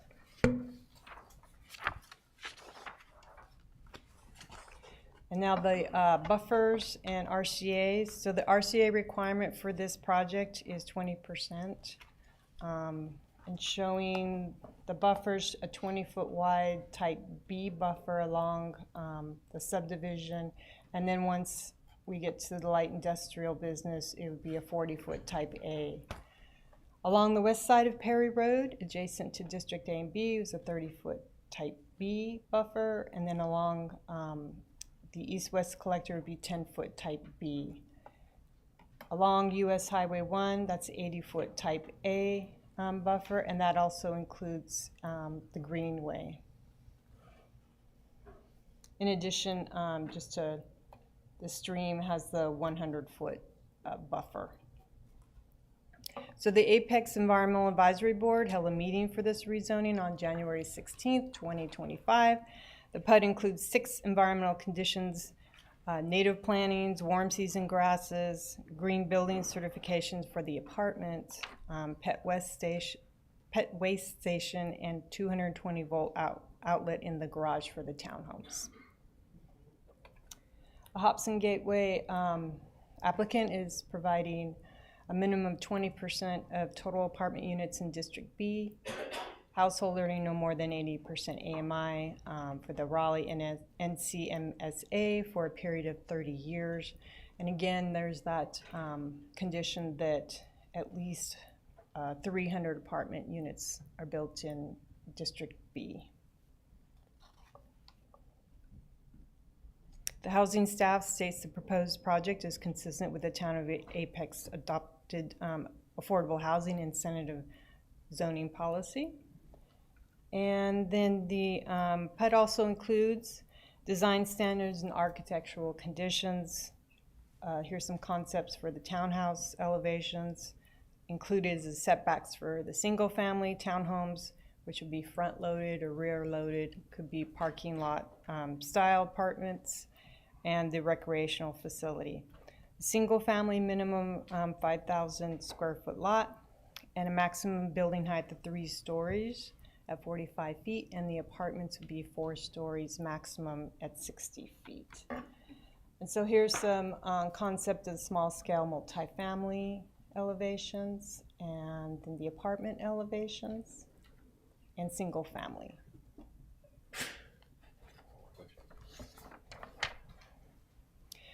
And these architectural conditions, just an example would be addressing material, trim, garage door designs, and setbacks for the garage's roof line and color palette. The parking for apartments 1 or 2 bedroom is at 1.3 spaces per unit, and then 3 bedroom units would be 1.8 spaces per unit. All other uses would have to have, will comply with the UDO for parking. And on February 26, 2025, the Park Recreational Cultural Resources Advisory Commission recommended a fee in lieu of dedication with credit for construction of the Greenway. So the Greenway just in District A shall be completed prior to 25% of the total residential units in District A, and then in District B shall be completed prior to 50% of total residential units. For the analysis statement, for the reasonableness of the proposed rezoning, the Town of Apex site rezoning to light industrial conditional zoning that is consistent with the 2045 land use map. The proposed Hobson Gateway plan unit development conditional zoning that includes residential densities between 9.7 units to 11.5 units per acre. And then that area along Perry Road for live-work townhomes for office and professional uses within the townhouse. The Hobson Gateway site is located within the transit development area, which supports apartment use within the medium-high density residential classification. And if the Hobson Gateway properties are rezoned as proposed, the 2045 land use map would automatically be amended to medium-high density residential and then medium-high density residential with commercial services. The proposed rezoning to plan unit development conditional zoning will provide the flexibility to accommodate the growth in population and infrastructure consistent with that contemplated by the 2045 land use map. And the proposed rezoning is reasonable and in the public interest because the Town of Apex site will include the public works facility, improving the efficiency of town operations. The PUD rezoning provides a minimum of 20% of total apartment units as income restricted affordable apartment units. In addition, the PUD provides for the realignment and construction of the full Perry Road extension as shown on the thoroughfare and Collector Street plan, and will help facilitate a permanent sewer solution for the property. The proposed rezoning to PUD conditional zoning and light industrial conditional zoning is compatible with the surrounding uses. On November 10th, the Planning Board unanimously voted to approve 24 CZ20 rezone with those 2 additional conditions that you have. And then planning staff recommends approval of rezoning 24 CZ20 as proposed by the applicants with the 2 additional conditions. And we did receive 2 emails from Vinnie Doty and Tim Doty, opposed to the project site. If you have any questions, I'm here to answer them, and also the applicant will be having a small presentation. Thank you so much. Any questions for Cal? I had a question, Ms. Cowles. As the rezoning is written, if there is an existing greenway on the southern end of Grace Christian School, will this rezoning result in the developer connecting this greenway on the southern portion over to that greenway? I know that, let's see, the applicant and Parks have been having conversation about that. Okay, because it'd be a shame if there was a gap where the creek is and it wasn't connected. Okay, I'll ask the applicant too. Thanks. Okay. Any other questions for staff? All right, thank you so much. Actually, I do have a question regarding the Perry Road Peakway connection. This is more of a traffic question. So the applicant is agreeing to construct Perry Road, to the future town standards, but we still connect to a existing piece of Perry Road that is not built to that standard.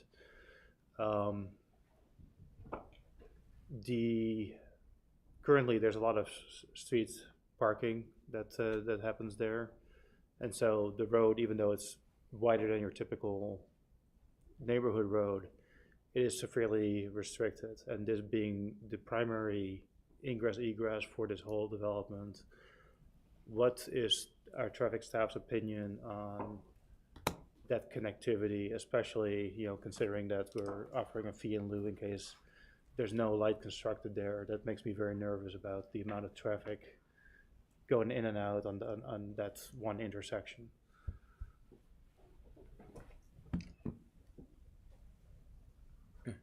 Good evening. Love the question. In that case, we would need to work with NCDOT for a parking ordinance along there to restrict the parking, to open that up, to allow traffic to go through there.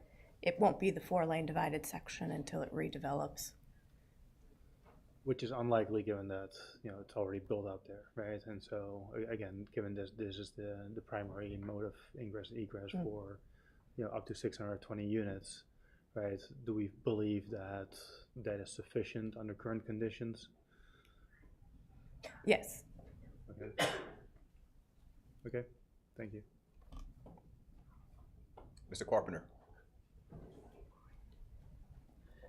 Evening, Mayor, members of council. Matthew Carpenter with Parker Poe, 301 Fayetteville Street, here this evening on behalf of the developer, Acre Management. Also with me is Jesse Kehoe in the back right with Acre, Jeff Roach with Peak Engineering, our civil engineer, and then Lyle Overcash with Kinley Horn, our transportation engineer. And I want to start by thanking staff, because this project is a long, over 2-year collaboration with staff and the town of Apex, and they've been a good partner over the last couple of years working through this. This council approved, as June mentioned, a land exchange agreement in October of last year, which outlined how the land exchange will work. And then in November of 2024, we filed our PUD rezoning application, and the town filed their LICZ application. And we have been in review for about a year, which is longer than a lot of cases you see in Apex. I hope what you'll see in the materials, the conditions, is that time was well spent, and that it's resulted in a case with a lot of public benefits that checks a lot of the policy boxes that the town is looking for. June went over the property well. I think the only thing that I'll add here is that between the time we filed this case and tonight, the Children's Hospital was announced south of US 1, which is obviously transformative for the town and this area. And so I think it will intensify the demand for housing and goods and services in this area. The land use map designation here is office employment and office employment / industrial employment. And in Apex, for all of these cases, when I start talking to a developer, this is typically where we start. And so here the conversation was, what are the land use map uses? Can we deliver those? and if not, why, and what are the appropriate uses here. And so obviously our initial concern was the heavy office designation. I think everyone understands at this point the office market, and that it hasn't completely recovered from COVID in 2020. And so we really couldn't justify developing office here. And so then we pivoted to, well, what's the appropriate use? And that's when we started the discussions with the town about the land exchange. And is there a way that we could lay out these uses here that fits in the area and also meets some of the goals of the land use map with some industrial and office there? And so you'll see in a moment with our concept plan, that's hopefully what we've done. We've used Perry Road as the divider between the town's industrial office site on the east side and then our residential site on the west side, with the idea being to transition away from industrial office as you move to the established neighborhoods to the north in Lexington and to the west, all the way over to Salem Village. And so, we think that it's a better layout of uses than what the land use map suggested. And so this slide just shows the exchange again on both sides of the screen, how it's working. So the current site configuration is on the left with the acre site in blue, and then the town site in green. And then after the land exchange, the tracks will be as shown on the right side of your screen. And so, you can just see geometrically, they're much more developable sites. It didn't make much sense to have developments that were separated by a road. And so Planning Board asked a good question of why these two applications needed to be tied together. And the main reason for that is because the land exchange agreement approved the concept of the exchange and outlined how it would work, but it didn't transfer ownership of the tracks. That will be done after the project's approved and after Acre has entitlements. Acre will close on the blue portion and then immediately effect the exchange with the town. And so to move to that next step, we need rezoning approval and then eventually site plan. And so the applications, actually the town tract that's being rezoned on the right side of your screen, is legally a portion of Acres property and the town's, and so both parties had to sign both applications. And then again, this is our concept plan. We've tried to keep, use Perry Road as the separator between uses. June did a good job at explaining the districts and the rationale there. What I want to focus on here is the affordable commitment, because when we filed this case initially in November of 2024, the policy recommendation was 5%. And so we went through staff review. Like I said, it took a long time, a lot of moving parts in this case. And then in June, the affordable policy was updated to recommend 10%. And so we upped our commitment to 20% of the apartment units, which is up to 80 units if the full 400 apartment units are built. If you take that percentage out of the overall unit count, it's around 13%, so still higher than the 10% recommendation. And we have done that for 30 years to make a long-term commitment there. And the goal with that 80% AMI band is to target sort of workforce housing. And then to some of the timing conditions, since we had worded it so that it would be 20% of the apartment units would be affordable, the concern was, well, what happens if no apartments are built and then no affordable units are delivered? And we didn't want that. And so we specified that there will be a minimum of 300 apartment units to account for that. And I will say Acre is the master developer of the site. Their bread and butter is building apartments. So that's what they want to deliver first. But we try to avoid any prescriptive timing restraint to leave the flexibility to develop the whole site. We want to deliver the site, the apartments, and the affordable units. And so I think the apartment minimum was the best way to do that. As June mentioned, the project includes up to $6 million. It's our estimate for all these transportation improvements. I wanted to give you this sort of geographic explanation. I think the visual is helpful. Acres agreed to construct the full Perry Road section. So, normally the baseline is the developer of one side pays for, constructs half of the road. Developer on the other side constructs half the road. Acres agreed, going all the way back to the land exchange, to just construct the full street section. And so the town will have developable site on the east side of the road, with driveway stubs, sewer connections, et cetera. And then, we'll set up at the southern end the future bridge crossing there. So it'll be graded and set up at an elevation that facilitates the future bridge construction. And that's what that additional construction easement condition was on the form that staff handed up, was just to make clear that we'll be dedicating construction easements there. And then in blue, we'll also be signalizing the intersection of Apex Peakway and Perry Road. And so we're not paying a fee in lieu for that. The language in there about the fee in lieu is if DOT were to not warrant the signal. So that's a mandatory process we have to go through to ask DOT to permit a signal there. And based on current traffic, we don't think there'll be any issue with that because there's a traffic problem there now. So that's the only reason fee in lieu language is in there. If NCDOT were to say you can't install the signal. And then the purple area is where we'll pay a 10% fee in lieu for the signalization of the Peakway and Tingen Road. If you remember the Seymour PUD, I know the immediate builder that had that property under contract, they have moved on from the project, but the conditions for Seymour PUD are still in place and require that intersection to be signalized. So if another developer picks up that site, then the intersection will be signalized, and so we'll pay a fee in lieu towards that. And then finally, the major collector that's shown in yellow, we spent a lot of time on that with staff to find the best location, and it took a lot of back and forth because we didn't want to handcuff the existing driveways for the industrial properties, and I think it turned out as a better location anyway, not directly south of the Lexington subdivision.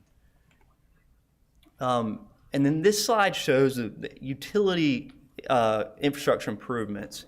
There are sewer capacity issues in this area right now where there are a couple pump stations that need to be taken offline. And so Acre is partnering with Grace Christian School to extend sewer south under US 1 to serve this area. And so those pump stations will be taken offline, and then sewer will be available in the vicinity. So at one time, Grace, Lennar, who was going to build the Seymour PUD, and Acre were part of that agreement. With Lennar dropping, Acre is really shouldering most of those expenses. So their share went up probably a couple $1 million. And so, but they're still doing the extension, and I think it'll benefit this area to take the pump stations offline. And so then finally, just to summarize, the project will facilitate the land exchange to allow the town to redevelop its site for a future public works facility. We've got a 20% affordable housing commitment, which is the highest that a private development project has offered that I'm aware of in Apex. The transportation infrastructure improvements, the utility extensions, the pedestrian connectivity, and then finally just meeting housing demand that will be intensified by the Children's Hospital. So for those reasons, we respectfully request your approval. Thanks. All right, thank you. Any questions for Mr. Carpenter? I had a couple. One, if you could address if the Greenway is existing on Grace Christian, will this connect? Yeah, so we will be building the Greenway to our property line, which will connect to theirs. We've discussed with staff the possibility of what if Grace stopped short for some reason? Could we pick it up and then be reimbursed for constructing it through the park fees? Yeah. We're open to that. We didn't include it as a condition because it would be an off-site connection, and so we don't have easements or ownership to be able to commit to that. But we are open to it if it's needed. If there's a gap that needs. My understanding is the easements at least are there now with the site plan. The way I read it. Right. I don't know if it's going to exist all the way up to it, but right. Well, highly encouraged to make that connection because it would be a shame and not very good utility for the whole system if it doesn't connect. I was also wondering about the choice of a type B buffer on the northern side when this neighborhood has been around for a long time, and why not A? I'll let Jeff speak to that. Yes, sometimes the explanation is there's already trees existing, but in this case, that area it's is not really. So there's supposed to be a different explanation, presumably. Good question, Mr. Gant. Jeff Roach, Peak Engineering and Design. Mr. Mayor, council members, thanks for letting me speak tonight. It's a 20-foot type B because there's an existing utility line there already. So it's actually going to be a 40-foot wide buffer across that entire length. Half of it will be inside of an overhead power line or a sanitary sewer easement. The remaining will be the type B buffer, and it's similar uses. It's a townhome development up adjacent to a single family, smaller lot, less than 12,000 square foot single family.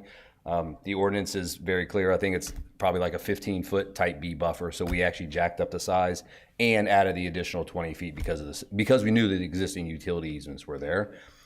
There's also We do have some precedent, though, in neighborhoods where there are single-family homes abutting townhomes to do a type A.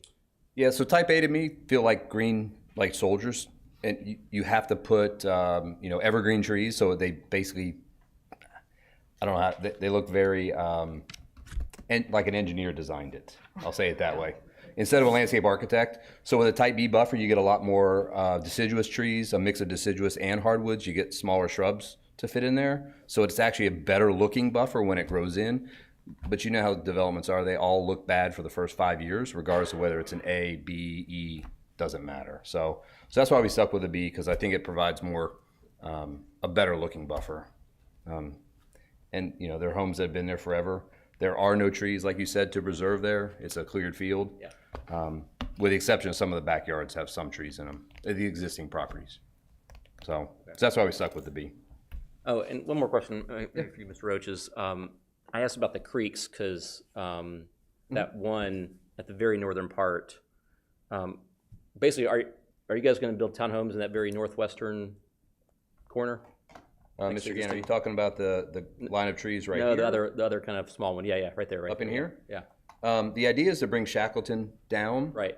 I don't think there's any wetlands or buffers in that, or stream buffer in that area, but it does pinch a little bit. Okay. You can see how it kind of pushes to the east here. And it's going to be really tight with the infrastructure required, because remember, as part of the project, there's an existing pump station right there in the northwest corner. It's just off our site. It's the Perry Hills pump station that's aging. As part of our project, we're agreeing to do the gravity sewer and take that pump station offline. So there's going to be a greenway there. There's going to be gravity sewer there. There's going to be stream buffer. So I don't think there's going to be a lot right in that northwest corner, okay. Mr. Gant. Okay. Simply because it's so pinched with the roads. Okay. So. Speaking of the roads, you showed a couple of potential connector streets, like to that north or east-west connector. Mm-hmm. Is any of those directly connecting to Shackleton? So is there kind of a straight shot all the way south on the property? So from there to like from there coming down. It's drawn that way. It's drawn. It's actually as part of the transportation plan amendment. Mm-hmm. Councilmember Zegerman. It's shown as a local connector street. Right. To make that connection from Shackleton down. Is it going further south? Is my question. South of we're not really sure yet, because that's still in development with the apartment complex, the apartment side of things. There could be some townhomes down here in the bottom, but of course, more interconnectivity, the better. The other thing that, as part of the UDO that's required when our block lengths exceed 1,000 feet, there's got to be some type of traffic calming, whether it's a small mini roundabout, narrowing of streets, something along those lines. So once this road is extended down to the major collector, that total block length will exceed 1,000 feet. And so we're already committed. It's required per the ordinance, so there's no zoning commitment required for it. But that's already known on our sketch plans. Traffic calming will be in that yellow part. It'll be somewhere in this section. Okay. Yeah, and if I could mention too, I forgot to mention this, but I spoke to a neighbor just before the hearing, and she asked about construction traffic on Shackleton, and so we've added on the additional condition sheet a condition that says no construction traffic will be permitted on Shackleton, just to make that explicit. So. Mr. Roach, got a question for you about the great community members of Iron Gate. Uh-huh. Over the years, they have talked about access to sewer. So would this allow them to connect? Actually, they already have, or they're getting access now with the construction of Grace Christian.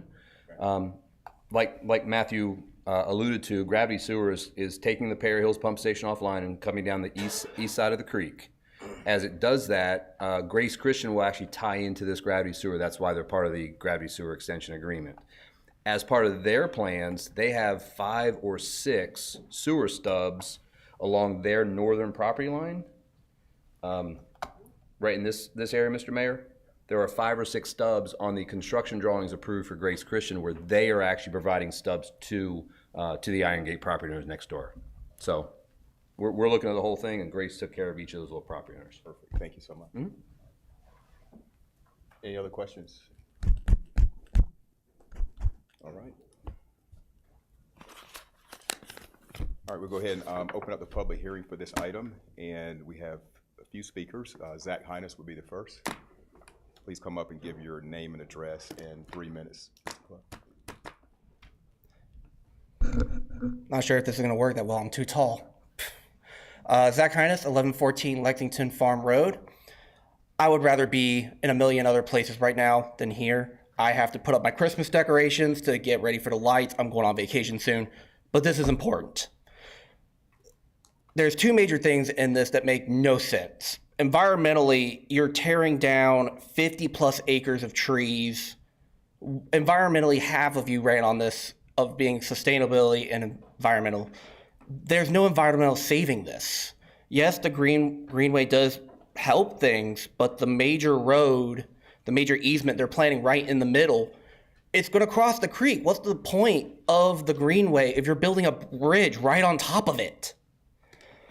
Secondly, I agree with what the council members said with the 20-foot buffer. If you're going to give a 40-foot buffer to the businesses at the very top, why is the neighborhood not getting the exact same respect?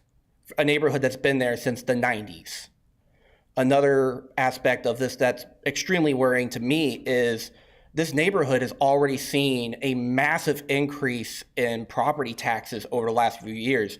Looking at the examples of all the townhouses, 3-story tall townhouses, which have popped up all over this town, they're all being sold for $500,000, $600,000, $700,000. The average price of a house in Lexington is $350K, which means on average, every house in that neighborhood's property value is going to shoot up $50,000 to $75,000. We already have a problem in this county of people being afforded property taxes. Why are we trying to make it exponentially worse? And I'm not a person saying that we shouldn't construct houses, that this is a terrible idea. We need to construct houses. But this property plan doesn't seem extremely thought out to the people that already live there. I agree that the townhouses need to be made. The road to Shackleton connecting to the major furrow through, perfect. Why weren't we told about this? We only knew about this Monday. We were told that we were going to have 2 meetings with these developers. Most of the neighborhood only had 1. We were never told of the September meeting. And if we were, it was very terribly told.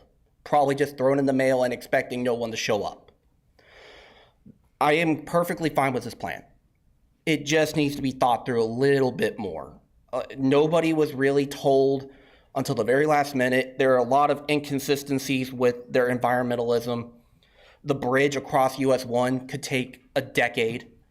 And the light that they're saying they're going to pay 10% of at the intersection of Apex Peakway and Tingen, that needs to happen no matter what, because there's already a massive traffic problem there to begin with. There's just a lot of inconsistencies here that need to be looked at. Thank you, Mr. Hines. Appreciate it. Bill Welch. You indicated you have 4 people or more. All right. Thank you. Good evening, Mr. Mayor, council members, town staff, and members of the public. My name is Phil Welch. I live at 1471 Big Leaf Loop in Apex. I speak today in support of rezoning case number 24CZ20. The rezoning for the parcels at the southern end of Perry Road near US Route 1. This rezoning is requested by Acre Management for their proposed Hobson Gateway community and the town of Apex. My support is based on 3 findings. First of all, there was a review of the Acre Management website. It was done by my friend Mary Wilson. Thank you. Secondly, we had a conference call with Matthew Carpenter and an Acre Director of Development, who's also here, Jesse Kehoe. Thank you to Mary Danforth for joining me on that. And finally, I took a tour of Acre Management's water site at Pepper Hall Community in Bluffton, South Carolina. Here's what we found. Excuse me. Acre has the resources and experience to build and manage mixed income developments. It was founded in 2011 as a vertically integrated real estate fund manager. They have deployed $78 billion in total capital, including $4.4 billion in assets under their management. They've owned and operated 38,000 multifamily housing units. They focus on workforce housing for households up to 80% of AMI. And they see the benefits of mixed income multifamily developments with no difference in sizes or finishes between the affordable and the market rate units. Let me say that again because that's really important. Acre Management sees the benefits of mixed income multifamily developments with no difference in the sizes or finishes between affordable and market rate units. Finally, their affordable units are sprinkled throughout the multifamily buildings, which I believe is best practice. Secondly, the company enthusiastically supports Apex's objective to provide housing choices for essential workers. Hobson Gateway, and I'm going to repeat some of what you've heard before, but I think it's important.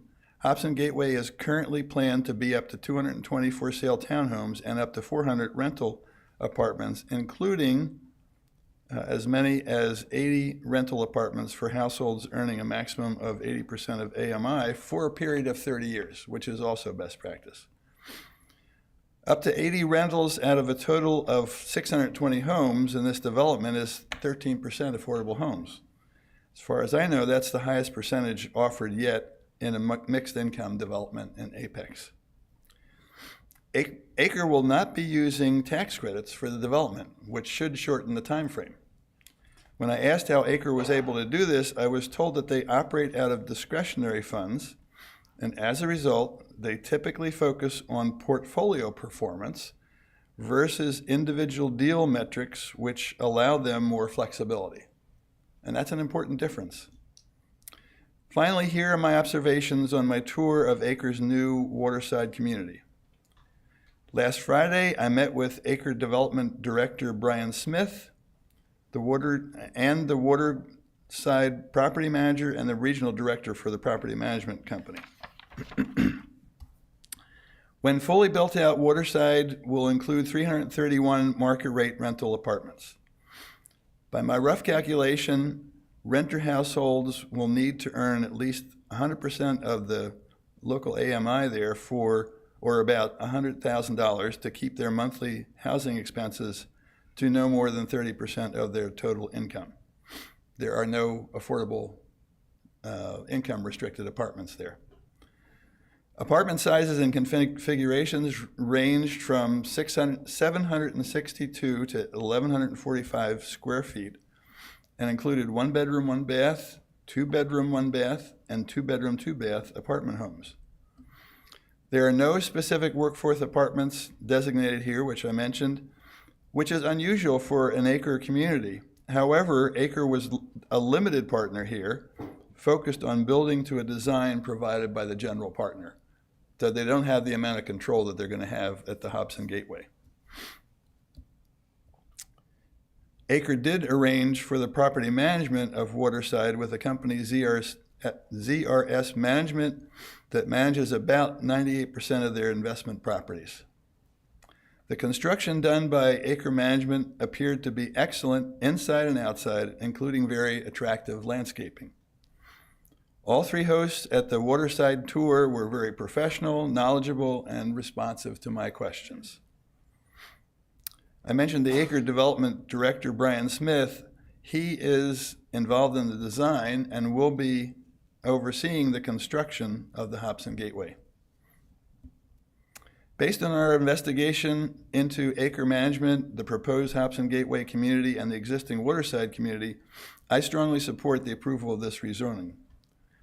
I look forward to following the development of Hobson Gateway and the addition of up to 80 affordable housing choices to Apex's housing inventory. The remaining minute or so, I would point out that Apex has been most successful at increasing the number of affordable housing choices which target households earning up to 80% of AMI. Apex also needs to encourage the building of more housing choices for even lower income households, including those affordable to our essential workers. Great examples of these include DHIC's Stone Glen and Evergreen's updated plan for Abbey Spring. I would also point out the Marigold mixed income rental apartment community in Cary, which I think some of you know about, which will accommodate a full range of affordability from households earning up to 30% of AMI to market rate units. So that's a full mixed income community. Perhaps that might be an example to investigate when planning the development of Apex's town-owned land at the corner of Perry Road and South Hughes Street. Thank you. Thank you. Jackie Trickle.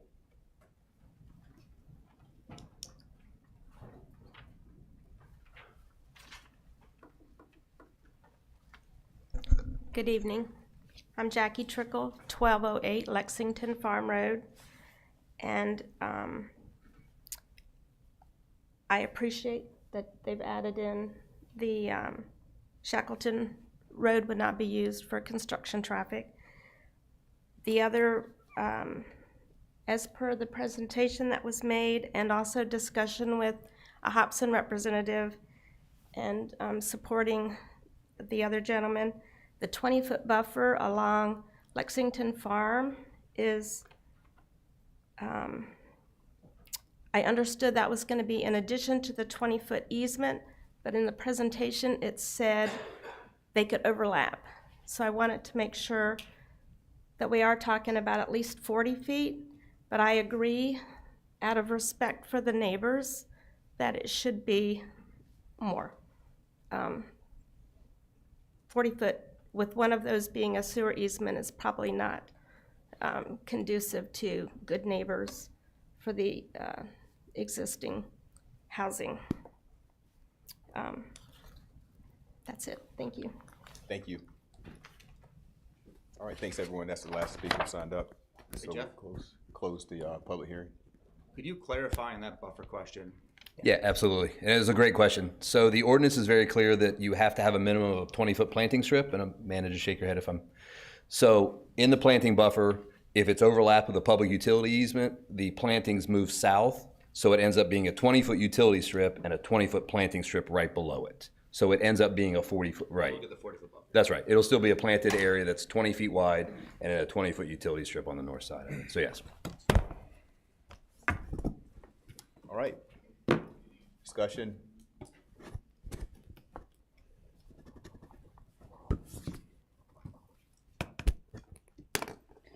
So my thought starting off is that, you know, it is a good situation for us to use our land better when we're talking about the exchange.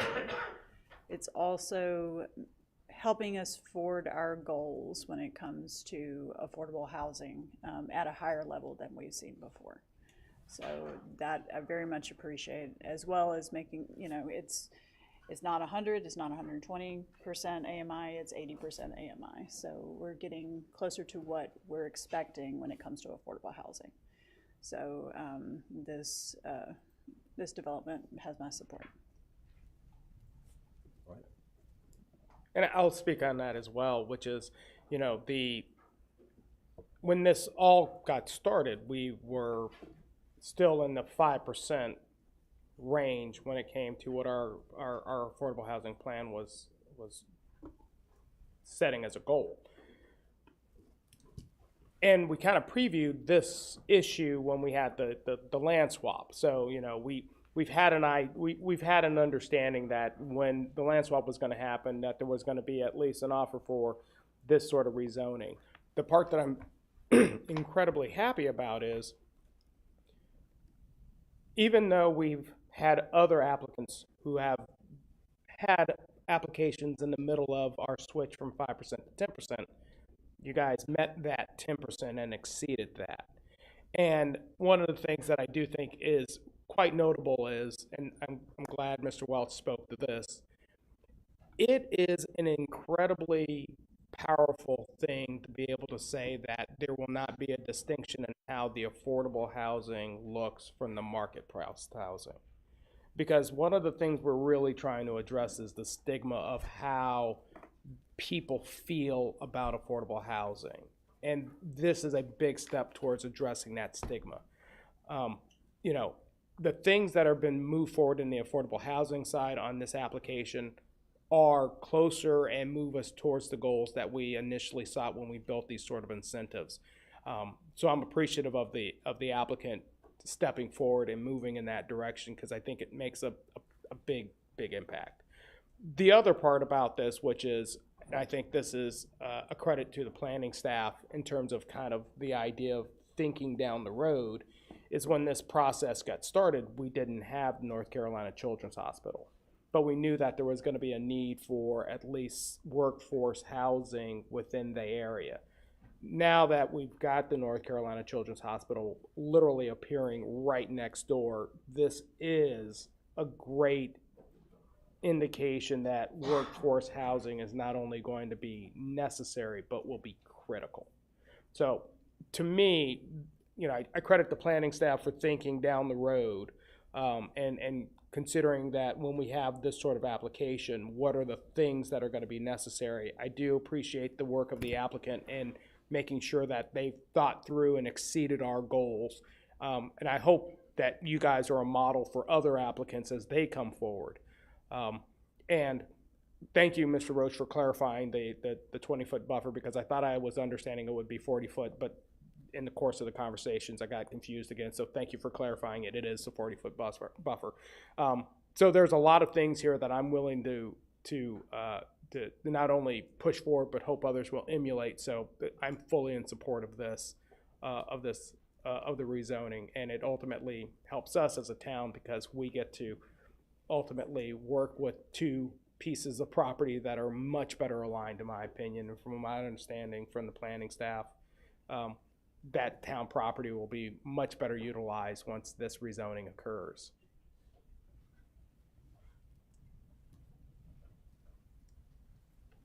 And I just want to add, I appreciate the transportation infrastructure improvements provided by this project, the public benefit from building this major collector down between us. You know, you can imagine other scenarios where sometimes developers split it. They're building the whole road for us. And making the other major road connections is more than we see typically in some of these. So the TAA is pretty thorough, and there's, you know, an assorted amount of improvements that are coming to the area that are needed from this project, from the TAA. I am concerned about the timing, especially in relation to the Seymour PUD that was kind of going to predate this one. I would feel a lot more comfortable with the total infrastructure traffic, you know, had Seymour gone in first, you know, having that east-west connector go all the way through to Tinchin Road and the upgrades to the Tinchin Peakway intersection there. Because as the gentleman referred to earlier, that is a problem intersection as it stands today with 620 additional units in the area, right? I don't think that's going to get any better. There's a lot to like here, but I am concerned about the timing and the kind of undefined solution for the Peakway Perry Road intersection, especially with the parking that's happening there today. You know, I think that's a point of construction that we're going to see there. And Peakway Perry? Sorry, Perry and the Peakway. With Bland Landscaping. They're Bland Landscaping, yeah. So the landscapers, like all their workers, like basically park along Perry there, right? Basically restricting the road to, you know, you can get two cars past each other, but there's certainly no room for striping and turn lanes and things like that. And that gives me pause. I guess I'll chime in. Yeah, it's hard to build a neighborhood like this next to ones that have been around for a long time. But the road, sewer, affordable housing, and the improving the Apex land connection, all those things are in the favor. I think it outweighs some of the negatives that we heard today. So I'm in favor. And I'll make a motion to approve with these two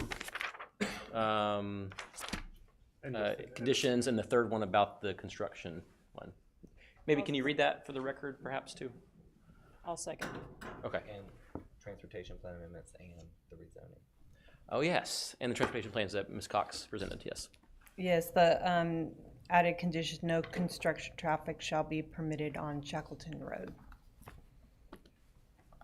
Okay. All right, we have a motion and a second. All in favor, say aye. Aye. Opposed? All right, motion carries unanimously. All right, moving on.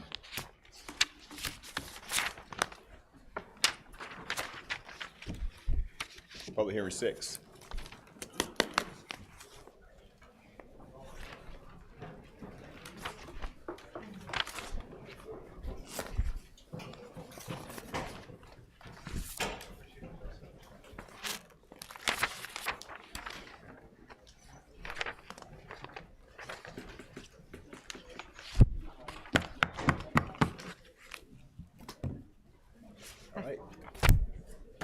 Okay, this is rezoning case 25CZ15, Veridia Expansion 4.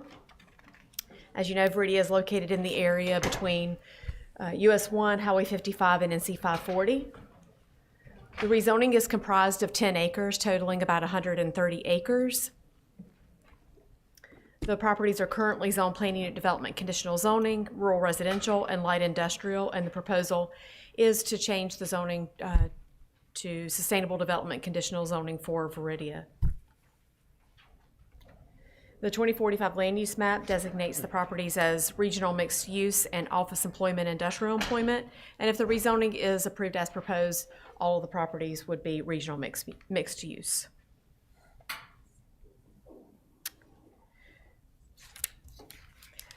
The applicant held their neighborhood meetings on August 21st and October 15th, and you have those meeting reports in your packet. A letter of impact from Wake County Public Schools was not requested, as no additional residential units are requested as part of this rezoning. If the proposed rezoning is approved, the Veridia SD plan, the environmental enhancement plan, and the pattern book will be applicable to the subject properties. The applicant has also indicated that the pro rata increase in development densities allowed by the SD zoning district is not being requested for this rezoning, so their current development densities would remain unchanged even with the addition of this 130 plus acres. The Apex Environmental Advisory Board heard this rezoning at their October 16th meeting and did not make any suggestions for additional zoning conditions. Planning staff recommends approval of this rezoning with the conditions as offered by the applicant. The planning board heard this at their meeting on Monday and also recommended approval unanimously. If the rezoning is approved as proposed, the 2045 land use map will be, the rezoning will be consistent with the 2045 land use map. The proposed rezoning is reasonable and in the public interest because it will encourage more efficient and compatible development of the properties, provide for the same development standards as applicable to the undeveloped adjacent properties within Veridia, and allow for uses that will generate jobs and increase the tax base. Happy to answer any questions that you may have. Any questions? Hearing none. Applicant.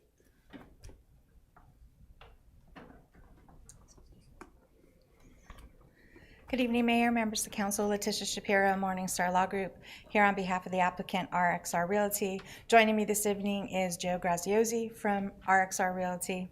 And as always, Amanda does a great job of giving you the details of this case. And I just wanted to highlight just a couple points that she did make, that this is part of RXR's plan of bringing in these properties that are located in between US 1, east to 55, and north of 540. essentially just to fill these in so we can make the zoning consistent throughout this area, and to also make these properties subject to the Viridia SD plan and the environmental enhancement plan and pattern book. And again, as she said, we are not, although the plan does allow us to do so, we are not increasing any densities. We want to always thank staff for all of their hard work and the partnerships that have been built during this project and all of the other related Viridia projects. We really appreciate that, as it's all been genuinely focused on Apex's future. So thank you for your time. I'm here to answer any questions and respectfully request your approval this evening. Thank you so much. Questions? Can you discuss the little sliver north of US 1 and just trying to confirm that the intentions are not to use that as a toehold to start to expand the zoning north of US 1? It isn't. It was just part of a property that was just located up there, and it was kind of a debate. Do we do it? Do we not do it? And we might as well just kind of rezone it just so it's there, but there isn't. Cleanup thing, not necessarily. Yeah, it's all cleanup, yeah. Beginning of expansion. Okay, thank you. Yes. All right. Let's open up the public hearing for comment on this. No one signed up to speak. Public hearing is closed. Is there a motion? I'll make a motion to approve. Motion, Killingsworth. Second. Second, Mayor Pro Tem. All in favor, say aye. Aye. Opposed, motion carries. All right, then we move to public hearing 7. This is the one that staff is requesting continuation of this item to December 9th, 2025. You need a vote for that. Is there a motion to continue? Oh, I'll make that motion to continue. Second. Killingsworth, Zigerman, all in favor, say aye. Aye. Opposed, motion carries. All right. All right, new business 1. Chief.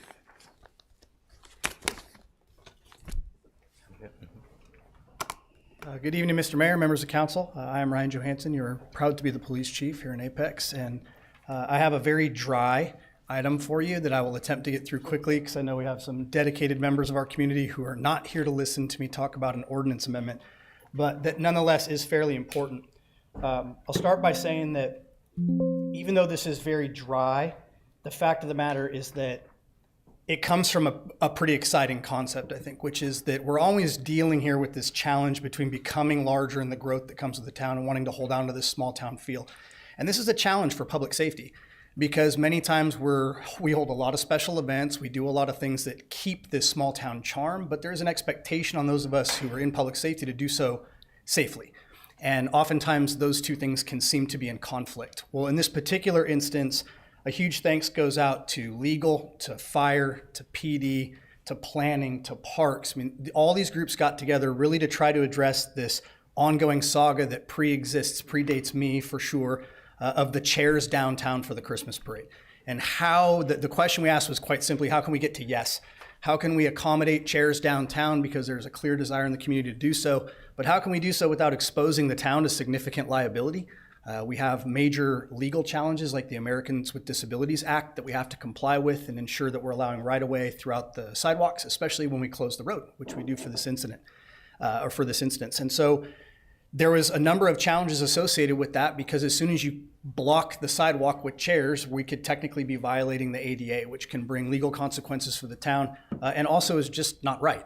As a young man, my father was in a wheelchair for a number of years, and when you cannot get a wheelchair or a stroller down a sidewalk, you're not free to participate in these events like everyone else is. And so I think town staff got together to try to find a solution that could accommodate everything we wanted to do, and I think we have done that.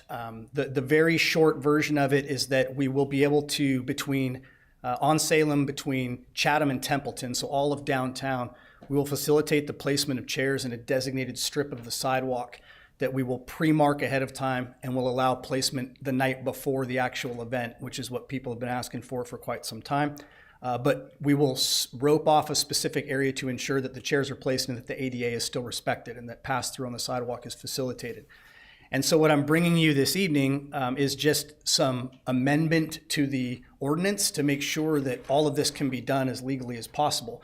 Mostly just cleanup. What this amendment does is essentially formalizes the police authority, specifically the authority of the chief or their designee, to designate specific areas in our public right-of-way where personal property can be left for a specified period of time. because technically it's not lawful for you to leave chairs or blankets or tents or anything like this in the public right of way. And so rather than just saying, well, we know you can't do that, we're just going to let you do it anyway, we would like to clean it up and establish that legally you can do it under certain parameters. This amendment will establish the allowable timeframes for that placement so that we're no longer in this area of, well, how long ahead of time do we allow them to be placed and how long can they be there? And perhaps most importantly, it will codify our authority as your police department to remove property left in the public right-of-way that's not in keeping with the parameters that we established for specific events. Technically, I think legal has been a huge help on this and would probably agree that statutorily we could probably do this already. But codifying it in our own ordinances helps to establish our intent and make it a lot cleaner for our residents to understand what we're doing, how we're doing it, and why we're doing it. So that in a nutshell is what is covered in the next several slides. This is all the language that people far smarter than me have come up with to ensure that we have the backing that we need in order to do these things. This is amended language for Chapter 18, Section 11. And I've bolded the text that I think is particularly relevant, but I know in your packets you have the full language that's being proposed by us at this time. But essentially that the police chief or my duly authorized representative would be able to designate certain areas within the town's public rights of way where private parties can leave certain authorized personal property for specific periods of time. In this case, for not more than 48 hours, which gives us kind of a buffer to make sure that we're not leaving things out there for too long. Additionally, it specifies that this property cannot be left any more than 24 hours before an event that we've decided we want to allow the property to be placed in the public right-of-way for, so that we're not, again, leaving it out there for too long, and that it needs to be removed within 24 hours of the event ending. So obviously, all of this is surrounding the desire to be able to put things in the public right-of-way specifically for public events. And as we have a lot of those, it seems appropriate here. Continuing on, essentially, we wanted to include some language that legally just says that we can revoke this at any point in time and that we're not guaranteeing any rights by saying that we can approve the placement of property, making sure that it's clear that it's at the sole discretion of the town to decide if and when property will be left. This language, if you have questions about, I'm going to ask legal to come up and answer because I know that it's housekeeping and important, but I also know that I don't really know what it means. The reality is that I think it's about not creating any kind of special relationship between us and the folks that are going to be placing this property, and just sort of has to do with cleaning up the potential legal consequences for the town.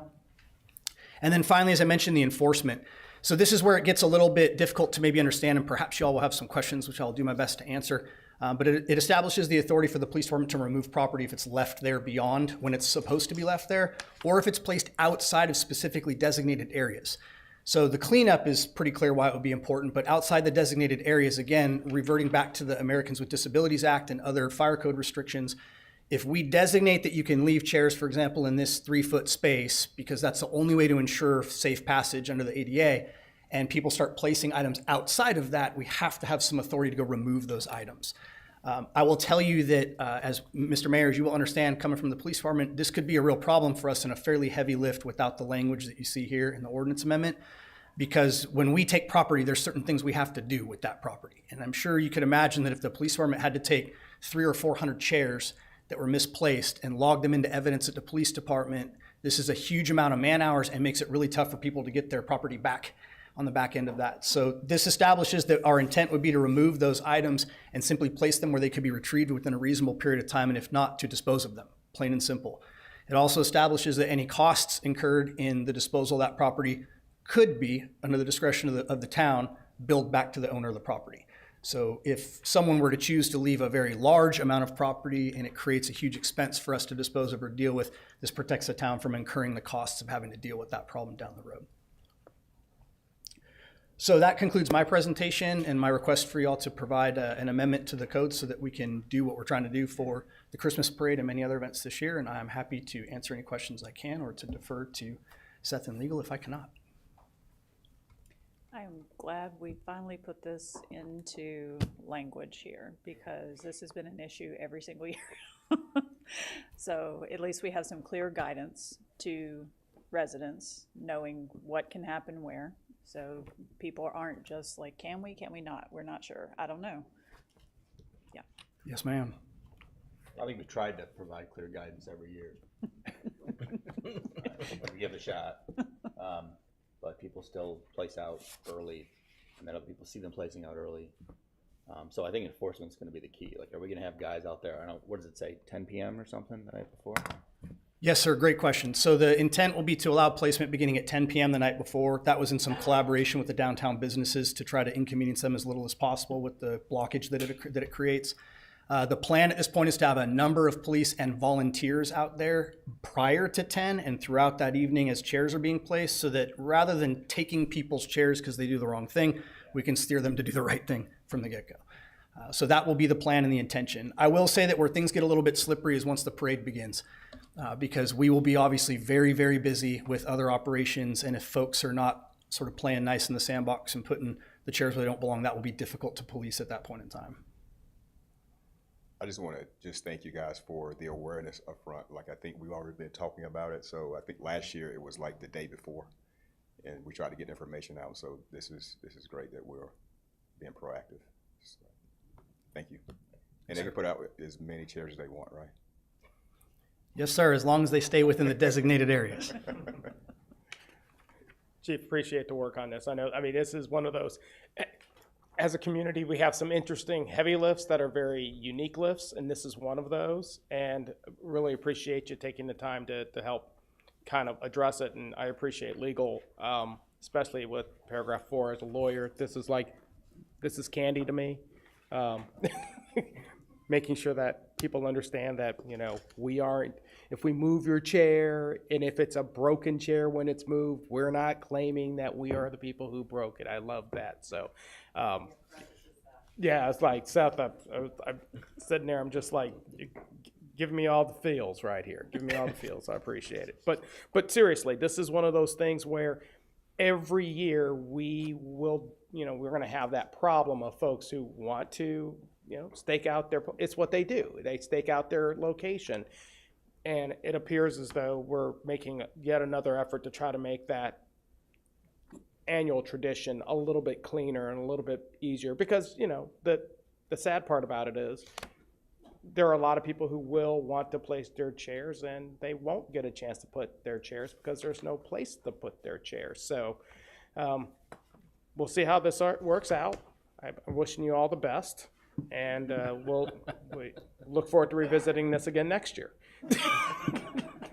Appreciate that. To be clear, I'm just the voice up in front of you tonight. I did not do all the work associated with this. Like I said, a lot of people were involved, and it's a testament to when we appoint new positions, with Seth still being relatively new as a legal rep assigned to the police department, that we gain some bandwidth to do some of these things. So we really appreciate that.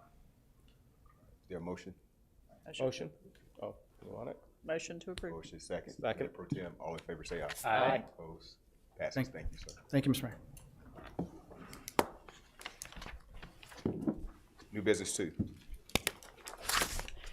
Thank you, Mayor. So I thought at first might summarize, from my understanding, the situation, and then discuss possible direction. So at one of our meetings in August, there was a discussion about changing our UDO amendments related to parking near the schools, I guess, plural. And the nature of the discussion was about safety, was about the aesthetics of the cars parked there, was about the need for the students to have the parking demand at Apex Friendship. And this council declined to change the UDO at that meeting. Since that meeting occurred, there was an announcement about the public vehicular area for this property, and then subsequent to that was opinions that I heard from both internal and external that sort of public access did not supersede the town ordinances, as far as I understand. I think there's probably also an issue with this being a commercial parking lot and the prohibition that we have on commercial parking lots in town. So considering this is mine and Councilwoman Killingsworth last meeting, I am loath to let an issue like this fester into the next council, considering it happened on our watch. And so in the agenda packet, I reached out to all you guys kind of separately. I haven't gotten to talk to you, Member Pro Tem Gray, but despite our equal efforts to do so, but described possible direction as far as reinitiating or directing staff to start enforcing our ordinances with the understanding that the public vehicular area did not supersede our town ordinances. But my preferred approach, and I'd like to at least have a vote potentially on this before we give direction about enforcement, is a relinquishment of the ETJ. And I know some of you guys, I think, have already expressed your disinterest in that, but my argument would be that the school is a county facility. The school board and the principal are the ones who have the authority to prioritize parking passes in that facility. If it was me, I would not necessarily do it by age. I would do it by need, but they have the ability to do that.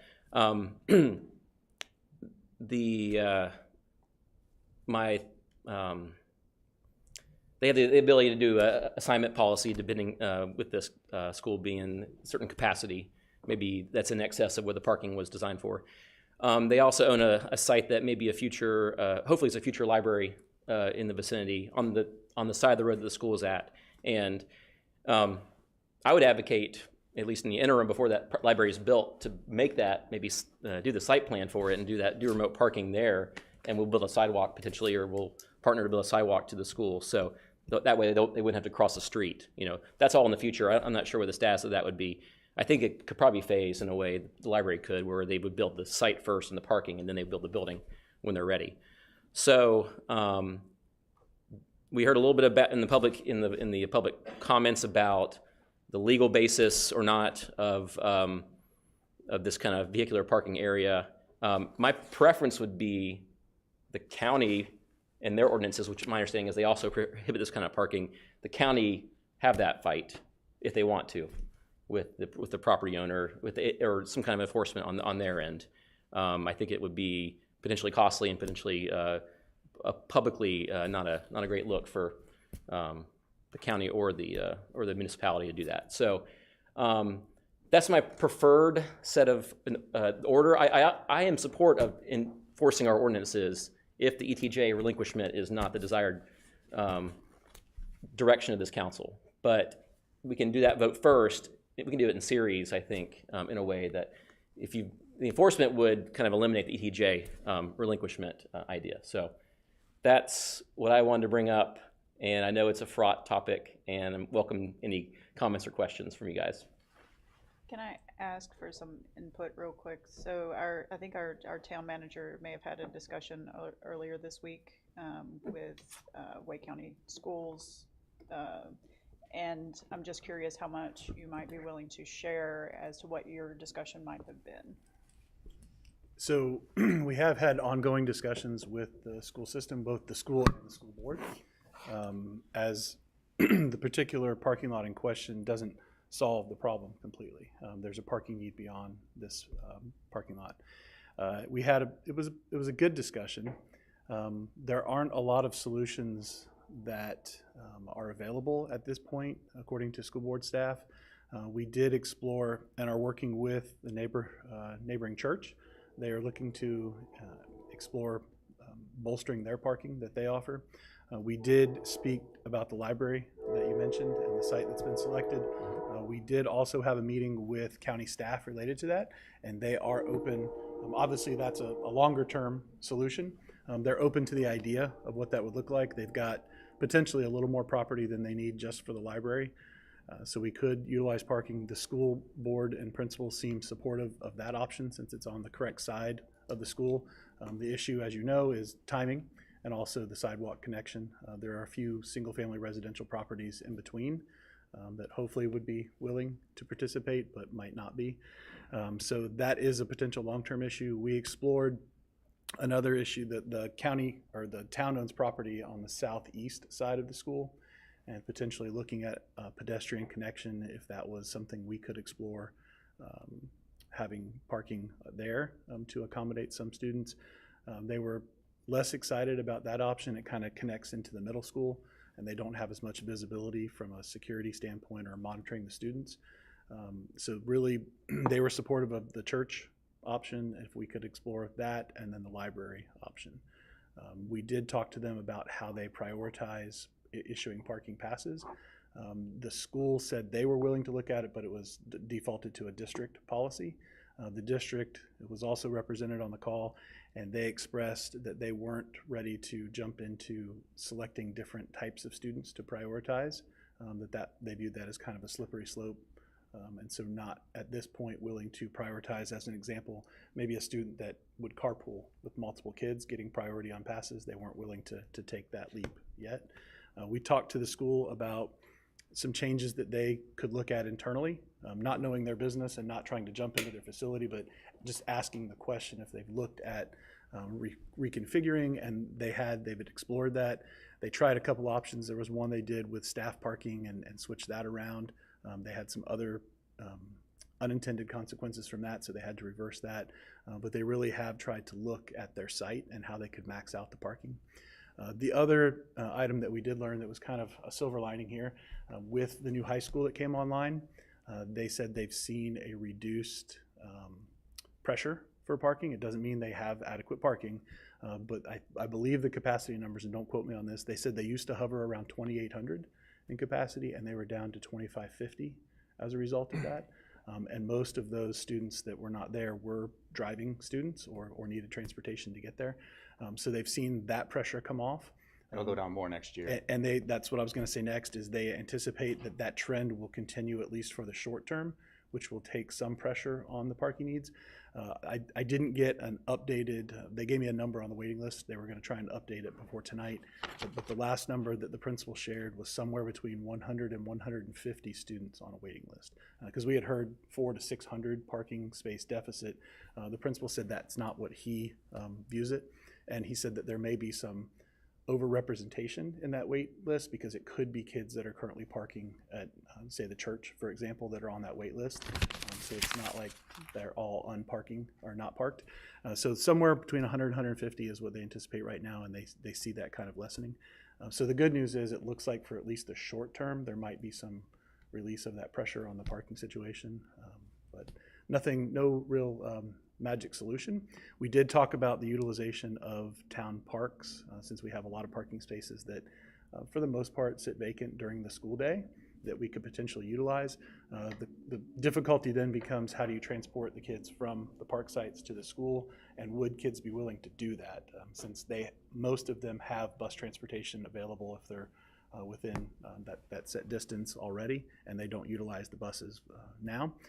So the school system didn't think that was a real viable option, because most of the kids that would need to utilize the parking, they won't be there just one shuttle in the morning and then one when school gets out. A lot of them were doing dual enrollment at Wake Tech, and so they would need to leave during the day. So they said you would probably have to run this shuttle all day, which was not our staffing model that we were contemplating when thinking through that option. So they didn't really see that as a viable option. They had questions about the liability on that and how it would integrate. We also asked if the shuttles would be prioritized like in the bus lane, and they said at certain points yes, but eventually when all the buses are clear, they utilize the bus lane as a secondary car lane, because the buses, I think they said, are all clear by 6:55, and then they move cars over to that lane as well. So the shuttles would potentially be caught in the carpool line, which then would hurt their ability to go back and shuttle more students from the park site. So it was a good dialogue. I do believe that they're being genuine and trying to come up with solutions. I do believe that they've looked on the school property for other solutions, but we didn't really have a whole lot of solutions out of the meeting. We've got a couple things to continue to look at, but that's kind of what I can share at this point. Thank you for doing that. And see, it bugs me because they hold all the cards in this entire problem, so it's very annoying in that way. Oh, one piece of background I forgot to mention was there is some precedent in the municipality, Apex, relinquishing either ETJ or maybe it was actually Annex, I'm not sure, but I'll say it because it's not a current owner anymore. The local bar there were issues with compliance, is my understanding, and that was relinquished without too much problem afterwards, for what it's worth. So it's not unprecedented doing this either. So did you want to take a vote on your preferred option, or? I see the paperwork that was dropped off by Mr. McDavid. Yes. Did we all get a copy of it?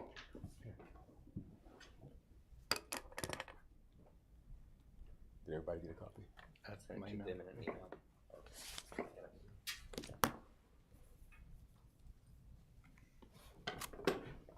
I think one thing in the public interest here is when the PVA thing was announced, I never heard of it.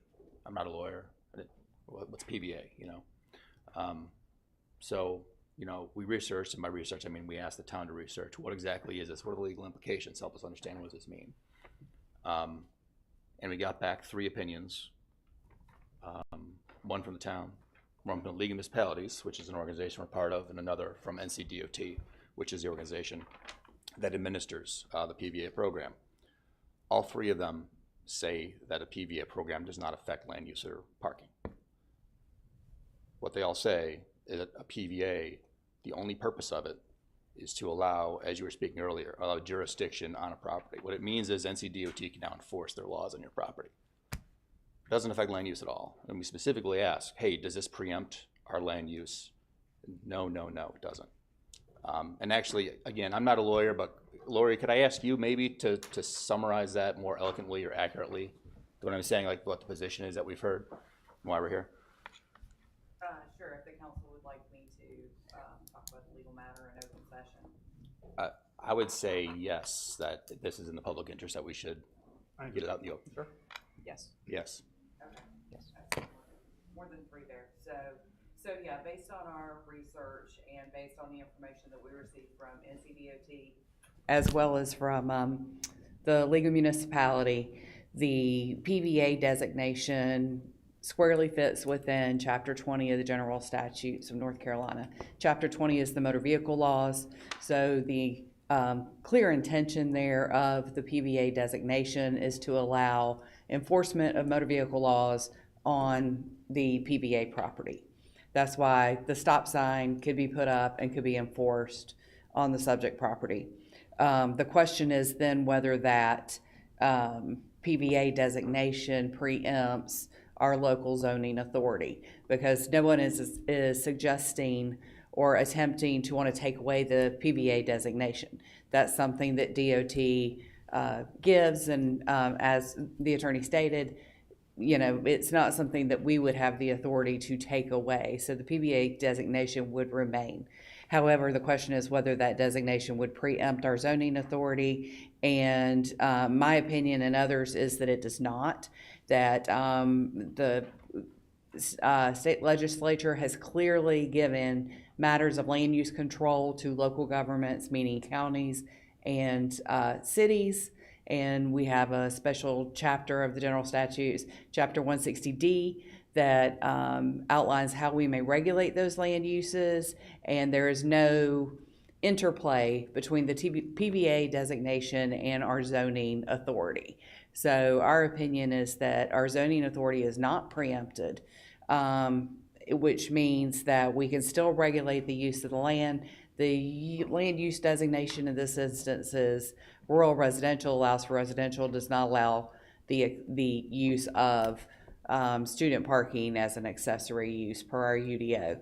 So that's where we're getting into the conflict. It's not with the PVA, but with the zoning. A zoning amendment, a change to the UDO would be the way to move forward if this property owner wanted to continue using the property for parking. So just to be clear, a change in the zoning, we do have zoning ordinances that would allow for student parking and for a commercial business to be used in this area. Let me hear you again. We do have zoning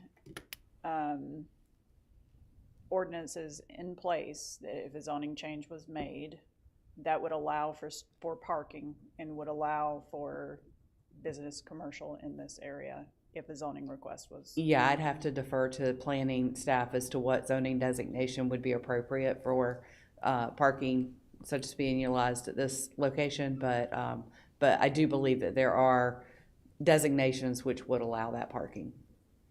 Which was the response to this landowner in 2019 or 18 or whatever, even before COVID. So it was not utilized. Here. The manner in which you change your land use is you petition the town, and the way you petition the town is there's a literal piece of paper that says zoning petition that you fill out, 1 page long. and then we have a hearing, and we go through it, and we have to apply our rules fairly to everyone. From what I'm hearing, though, from the town attorney, is that whether we enforce our zoning or the county enforces their zoning, it's unlikely that this landowner will prevail if it comes to a judge deciding. What I'm hearing. Not a question for us. I'll say though that maybe what you're getting at is the county rules we checked are identical to the town rules here. It would just be a matter of who does the enforcement, and the county would then do the enforcement. Yes, presumably. And that's why I'm opposed to your direction, because I think, this is our situation to deal with. Kicking it over to our friends in the county, just so they can deal with it, doesn't really seem like a responsible thing to do. We took an oath to enforce the laws of Apex. We should be the ones to do it and take the heat for it. Well, I would argue if we relinquish the ETJ designation, it's no longer our town rules that apply to this. Would apply to this parcel. But just like you don't want to punt this problem to a future council, right? It's like we would be punting it over to the county commissioners. Yes. Which, this is our issue. It's been our issue for the better part of 10 years. And we like them, and they're building us a library. Right. And they do operate the school, though, as well. And they decide the parking policy. So I'm not sure how the two are related necessarily, right? And so, from where I'm sitting, the long and short of this is that, we are a legislative body, right? We set laws for the town. Those laws need to be applied fairly and equitably across everybody that, are impacted by those laws. We have a situation where, somebody is in violation of that law. It's not unique, it's not the first time. And just like we have done in previous times, we have sent notices, we've exercised patience, we have given alternatives in previous situations that has resolved matters. In this case, it has not, right? And so we are at an inflection point now where we either need to uphold our duty, right, by enforcing the laws that we set, right, or we turn a blind eye to this and let the situation persist, right? The letter being a terrible precedent for us to set. It really undermines our statute or our status and stature as a legislative function, right? If we going to decide on individual properties where the town does not apply its laws, right? So this is really about setting the laws, applying the laws that we set. As has been mentioned, there are avenues that if residents or businesses or anybody else is unduly impacted by a law, where the town can be petitioned either through a rezoning or through a variance request or any other means out there. The property owner has been advised of those avenues, has chosen to date not to pursue any of these avenues. So the only option left for us is to start enforcing the laws that apply here. And that's where I'm at. And I'll add, we have processes to address this. We have rezonings, we have all that stuff. Like you were saying, none of them have been pursued. We're being asked essentially to not enforce the law. We can't do that. We literally cannot do that. We have to enforce the law on everyone. There's no reason why the law about zonings applies on this property but doesn't apply 2 miles down the road to the Goodwin family trying to build a data center. Like, why would they have to go through the rezoning process and all the meetings and stuff and the regulations but not in this case. In both cases, it's the same it's the same thing, it's the same process. And you may say that, well, I don't want that one, I want this one. And that's exactly what a rezoning hearing determines. It's an objective process to go through and determine what uses are allowed or not. I also want to call out, and just for people's recollection, the reason that we did not pursue the UDO amendment, which is one of the other options, is that the UDO is the blanket law for everybody in town, and therefore would be much more impactful than the one property that we're debating right now, right? And is therefore not the right way to go. There's other more targeted methods, again, rezoning probably being the primary one here, that have been recommended but not pursued. I would like to hear, I see you standing, sir, if you wouldn't mind, just give me your thoughts with regard to King, because you provided that as a case, and as I was reading through it, I was having trouble seeing the application to this component. So Please, and please announce your name again. And just so that I've got it clear, it's my understanding you have not been retained. You're here. A legal question was presented to me. All the information that was in the possession of Ms. Scott and the documents and the other legal opinions. So my name's Attorney Truth McDavid. I'm actually a dispute resolution litigation attorney. So first of all, as I said earlier, I would never want my client to have a PVA on her property because she just created an area where law enforcement can come onto her property because of the state power that she has yielded to come on her private property and see whatever they see. In addition, King is on point because if you look at page 405, what it talks about is all these contortions to say it doesn't say what it means. There are no legislative notes, so that means what it means. As I said before, Ms. Scott, only one or two other people have ever been ambitious enough to ask the very question, please turn my property into a PVA. And then once they paid the money, they got the signs. Earlier tonight, a young lady asked about having some stop signs put up because she wanted people to slow down. It is ironic that she would bring that up because you guys can put all the stop signs you want up to have people slow down. But in order for law enforcement to ticket them for violating those signs, you've got to get the DOT to make them duly erected. This isn't, you guys never lose the power to zone something. Never that. But what happens is when she petitioned to get a PVA, as in King, they were dealing with some tow truck companies and they wanted to be able to tow people from a certain place. And the municipality says, no, we're not letting you tow over there. And they said, well, those people are over there doing something, and based on what they're doing, we're allowed to tow. There was a fight about whether or not the city could charge them a fine or a fee because they were basically the town kind of felt like it was some predatory towing. So they were fining them for what they were doing, and they went and said, we're not doing anything wrong, we're towing people. And so what ends up happening is I brought the statute and I brought all the books. There is no legislative note. There was no evil that they were trying to do away with. For whatever reason, they wanted to give people the ability to create rest areas.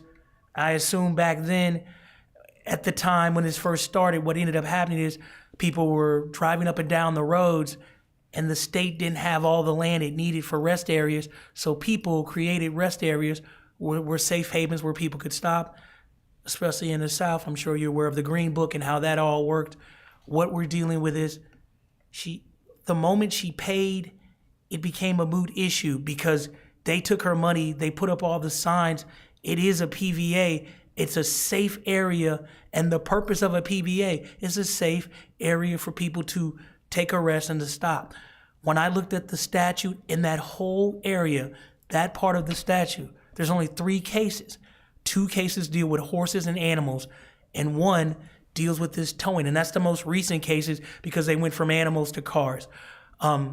What we're looking at is an unfortunate situation where she's just one of a few people who knew to even ask.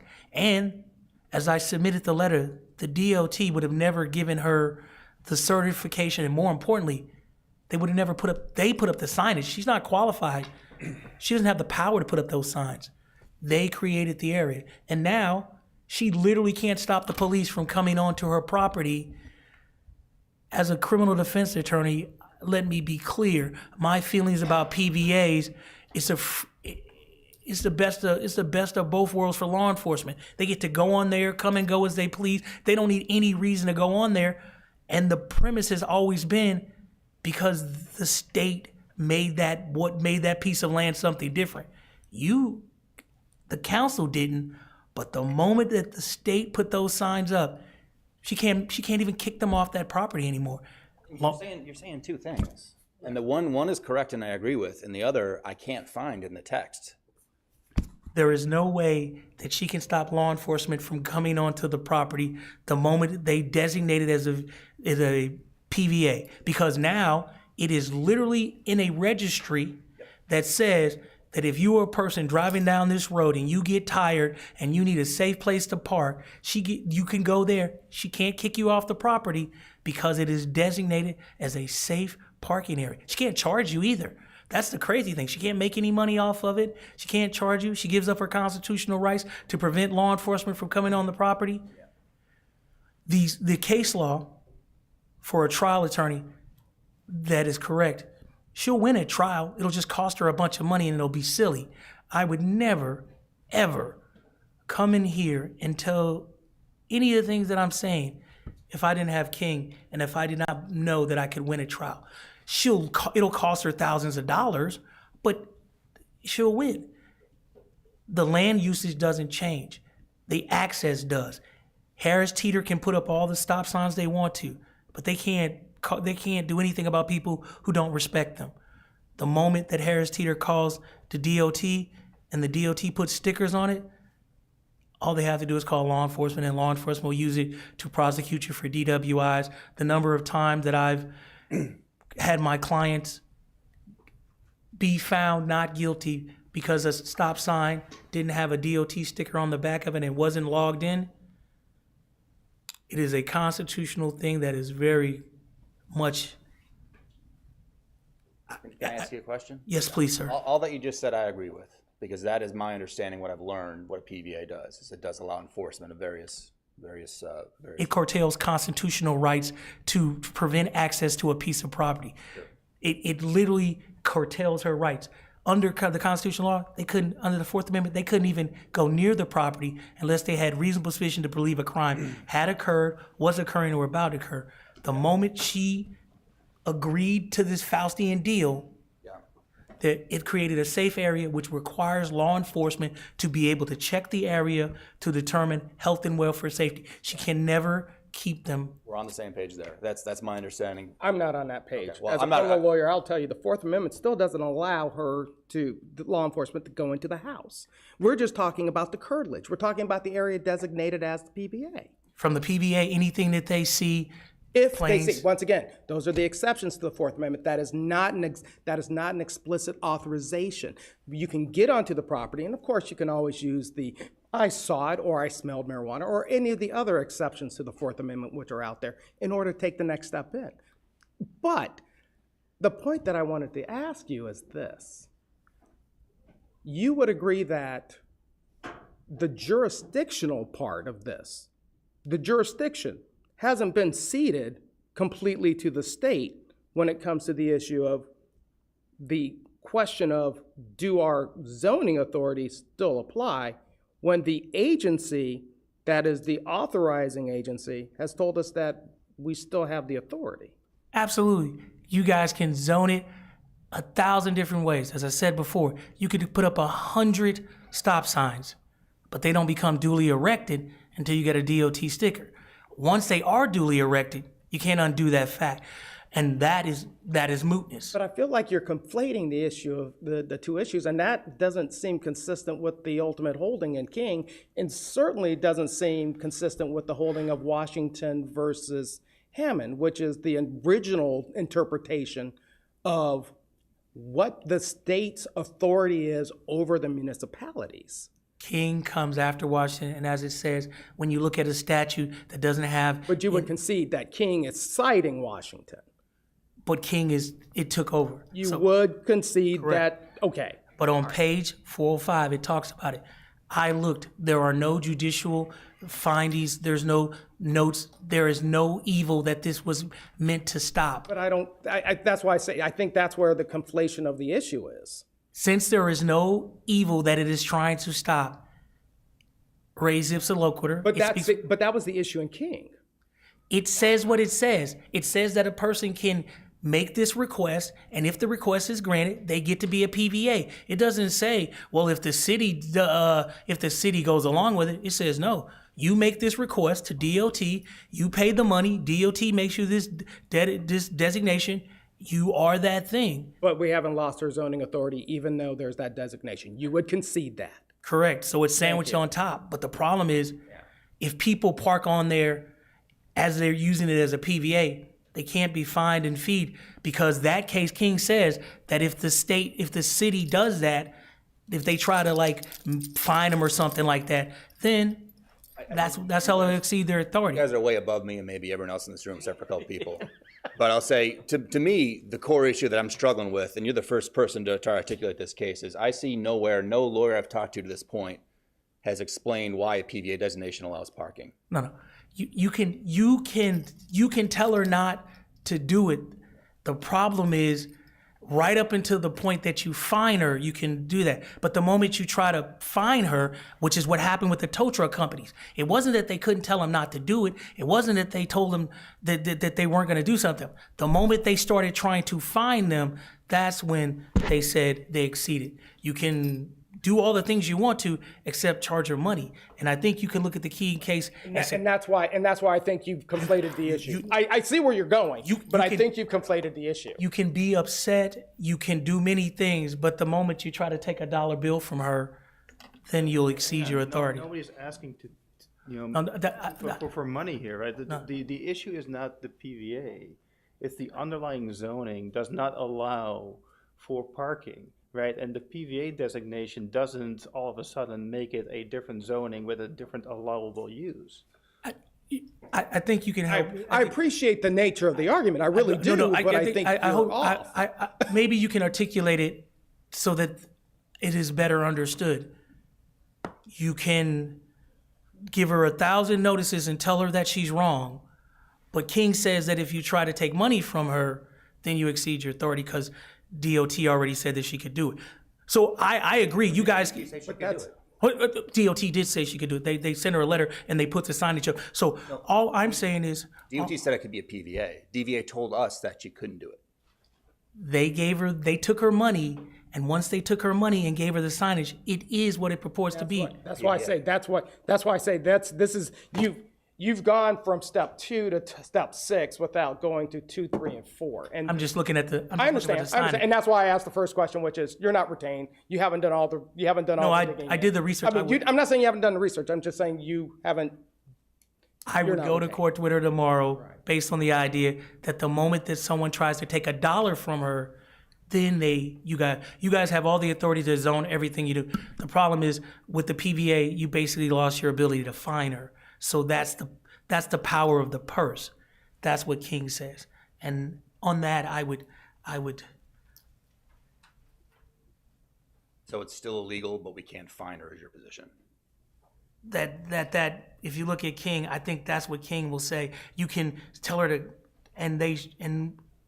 but I think once we start trying to fine, then it's gonna say you exceed the authority because the people who would have to fine her would be DOT because they made a Faustian deal with her when they took her money and turned it into a PVA. They probably really should have talked to you guys first. We made that note to him as well. I don't work there. They absolutely should have called y'all first, and I don't know why that didn't happen.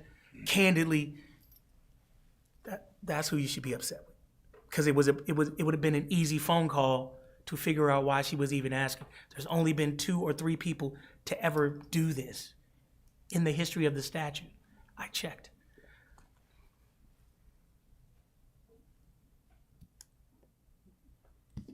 Well, to prevent the boredom that would continue, we'll keep having this conversation. I think it's a Lunch fascinating on one. me. No, I don't take free lunches. Sorry. On you. We'll talk. It'll be on me. I've never seen you so excited though, Mayor Pro Tem. I'm telling you. Listen. I mean, A legal fight came up. Listen. I mean, Talk about case law. Listen. First of all, he understands the distinction between litigators and trial lawyers. Appreciate that, because there is a true difference there. As a trial lawyer, or as I like to call us, the surgeons of the legal world, there is a different world out there. But and I think ultimately, to me, the point that I think you're wrong on King, and you can think you're right on King, and we can just disagree. If there were only somebody who can help decide, oh yeah, they're called judges. So if we need to do that, we can always do that. I recommend an administrative law judge. Am I recommending an administrative law judge? I think this would be, because we're a municipality, I believe we'd at least be entitled to Superior Court at this stage. all this stuff was fascinating to me too, but I think it applies also to the county and their enforcement in the future as well. So ergo, again, like, whether we have an ability to fine or not, we still have an ability to uphold the law, right? And so we need to do something. And I'm not, so if you want to put it to vote, whether we should relinquish the ETJ, we can put it to vote. I'm not there. This is our problem. I think we need to solve it. So, if you want to put it up as a motion, that's fine. I do want to. Can we just go and do that, and then we Sure. can discuss the rest? I'd like to make a motion to direct staff to coordinate with the county in the eventual agreement to relinquish this property from the ETJ. All right, Is that right? Would that be a correct way of saying it? Okay. All right, there's a motion. I'll second it. Second. All in favor, say aye. Aye. Opposed? No. Motion fails. I'll make a motion to direct staff to enforce the town ordinances in this case. However, the town manager and planning director see fit. Something like that. Is that said well enough clarity as well? What direction do you need from us?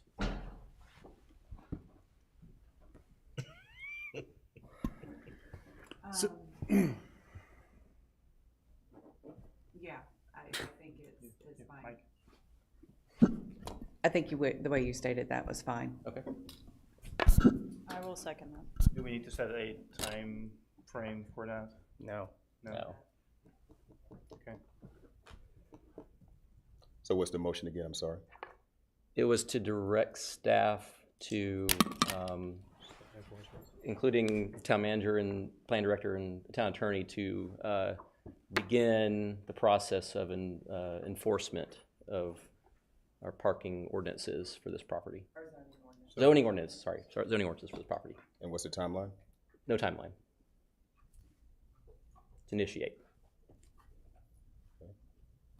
Okay, so the motion's to initiate. And I guess the supposition in that would be the timeline would ultimately be responsible. Well, if we're initiating our processes, we would have to go by what other already established processes and procedures that we have, right? We're not making exceptions, or we're not making exemptions to try to speed or do anything else like that. So we would follow our procedures. That's how I'm taking it, is that we're not altering what we would normally do. So our next process, which I'm not sure what that is, but if it's sending a letter, so we'll follow our normal process of enforcement of a violation. But taking into account the history here and the letters and notifications already duly sent previously. All right, okay. All right, there's a motion and second. All in favor, say aye. Aye. Opposed? All right, motion carries. I got one more direction, and maybe it was implicit earlier to Lori that I'd like to see all of our legal research that we've referred to of the opinions released, because I think it's in the public interest, this discussion about PVAs, to see what we're looking at. Can you do that based on what we've said already? Or need a vote? In what manner are you? I don't know, like you could make a blog post, you could, I don't know, like you talked about doing blog posts. I mean, some fashion where people could access the documents we were referring to. So that we have right access now they're protected from public records requests. What if we lift that protection? Can we add them as a component of the agenda and minutes? like the correspondence with NCDOT that we've referred to. People might want to see what that says. The correspondence with the League of Municipalities, and then any memos you've written about this, which my understanding cannot be released right now. Protected attorney-client communication. Okay. If the client directs it to be released, then I suppose I can release it. Okay, so. If you would like to have it attached to the minutes of the meeting, we can do that. Yeah, I would make the motion to give that direction. I'll second that. All right, motion second, all in favor? Can I ask a question? Is there some legal unadvisability to do to do your memo in this context? Yeah. Yeah. Okay, Is there a modified version that would be more appropriate to release then, like to get your conclusions or something? Like a You know- blog post.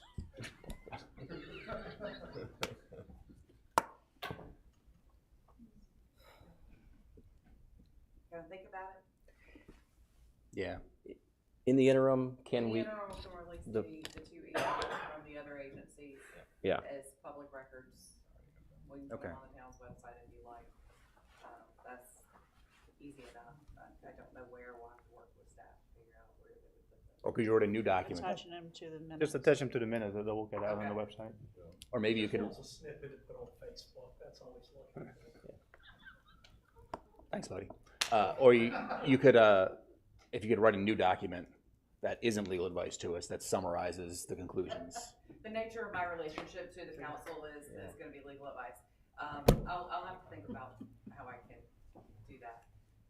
I have concerns about releasing these sort of legal advice. I just do. All the lawyers are nodding at me. Yeah, I mean, to me, this That is, lawyer's nodding at they're, me. I mean, I think there is, yeah, I think that, you know, the privilege is one of those things that you have to fight and vigilance, you know, you have to be vigilant in terms of defending it. I feel like that's, the public document's fine, you know. I think the legal opinion and memo that you've drafted is something that, Okay, save the energy from all the nodding, everyone. I withdraw my motion. Fine. I just was trying to be transparent and to show the things that we had learned. And the motion just be the two public records? We don't need one. They're already public records. No motion needed. We can just. We don't need to do anything with that. It'd be requested, I guess. I would ask my esteemed colleague, we could ask for a CRAC, which would just be the question, the analysis, inclusion, and that would protect your attorney-client privilege, a CRAC. that was something actually I was kind of contemplating, but then again, that would ultimately, privilege is something that you have to defend vigorously and consistently, U.S. versus Singletary. If you fail to do so, then you ultimately are giving up that privilege for all future opportunities, and that's in U.S. versus Hutton. So the thing that you've got to make sure that you do is at every opportunity, fight to defend it, even if there may not be a real reason to do so. So I'll stay on record as saying that.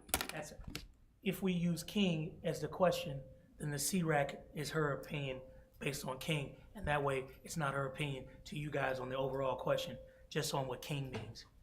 That'll get you a CRAC, which will get you all the information that you want, and the question as to whether or not you can find her. Still a little closer to the line than I would feel comfortable with. I know. Nothing's Okay. True, except for not doing it. Fair. So the public records are available if requested. And that's good enough for everybody. Right. Okay. All right.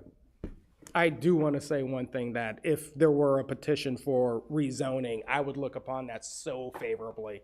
I'm not even afraid to just say I'd vote in favor of it. So just for food for thought, just food for thought.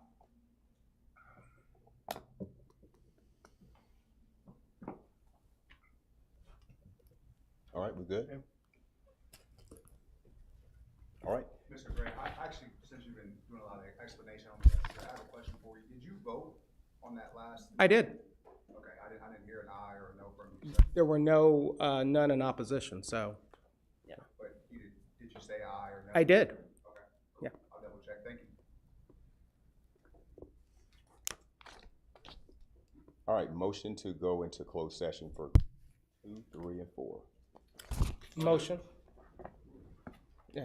Motion second. All in favor say aye. Aye. Opposed? All right, motion carries.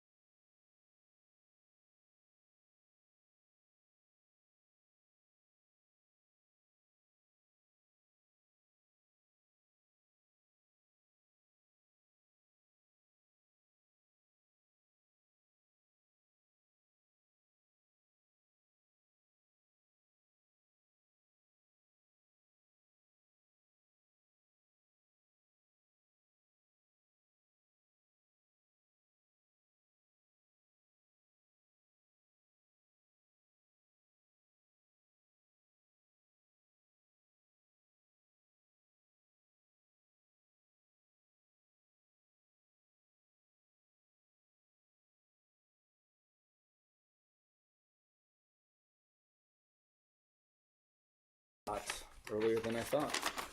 Yeah, same. Live, okay, all right, meeting is adjourned. Thank you all so much.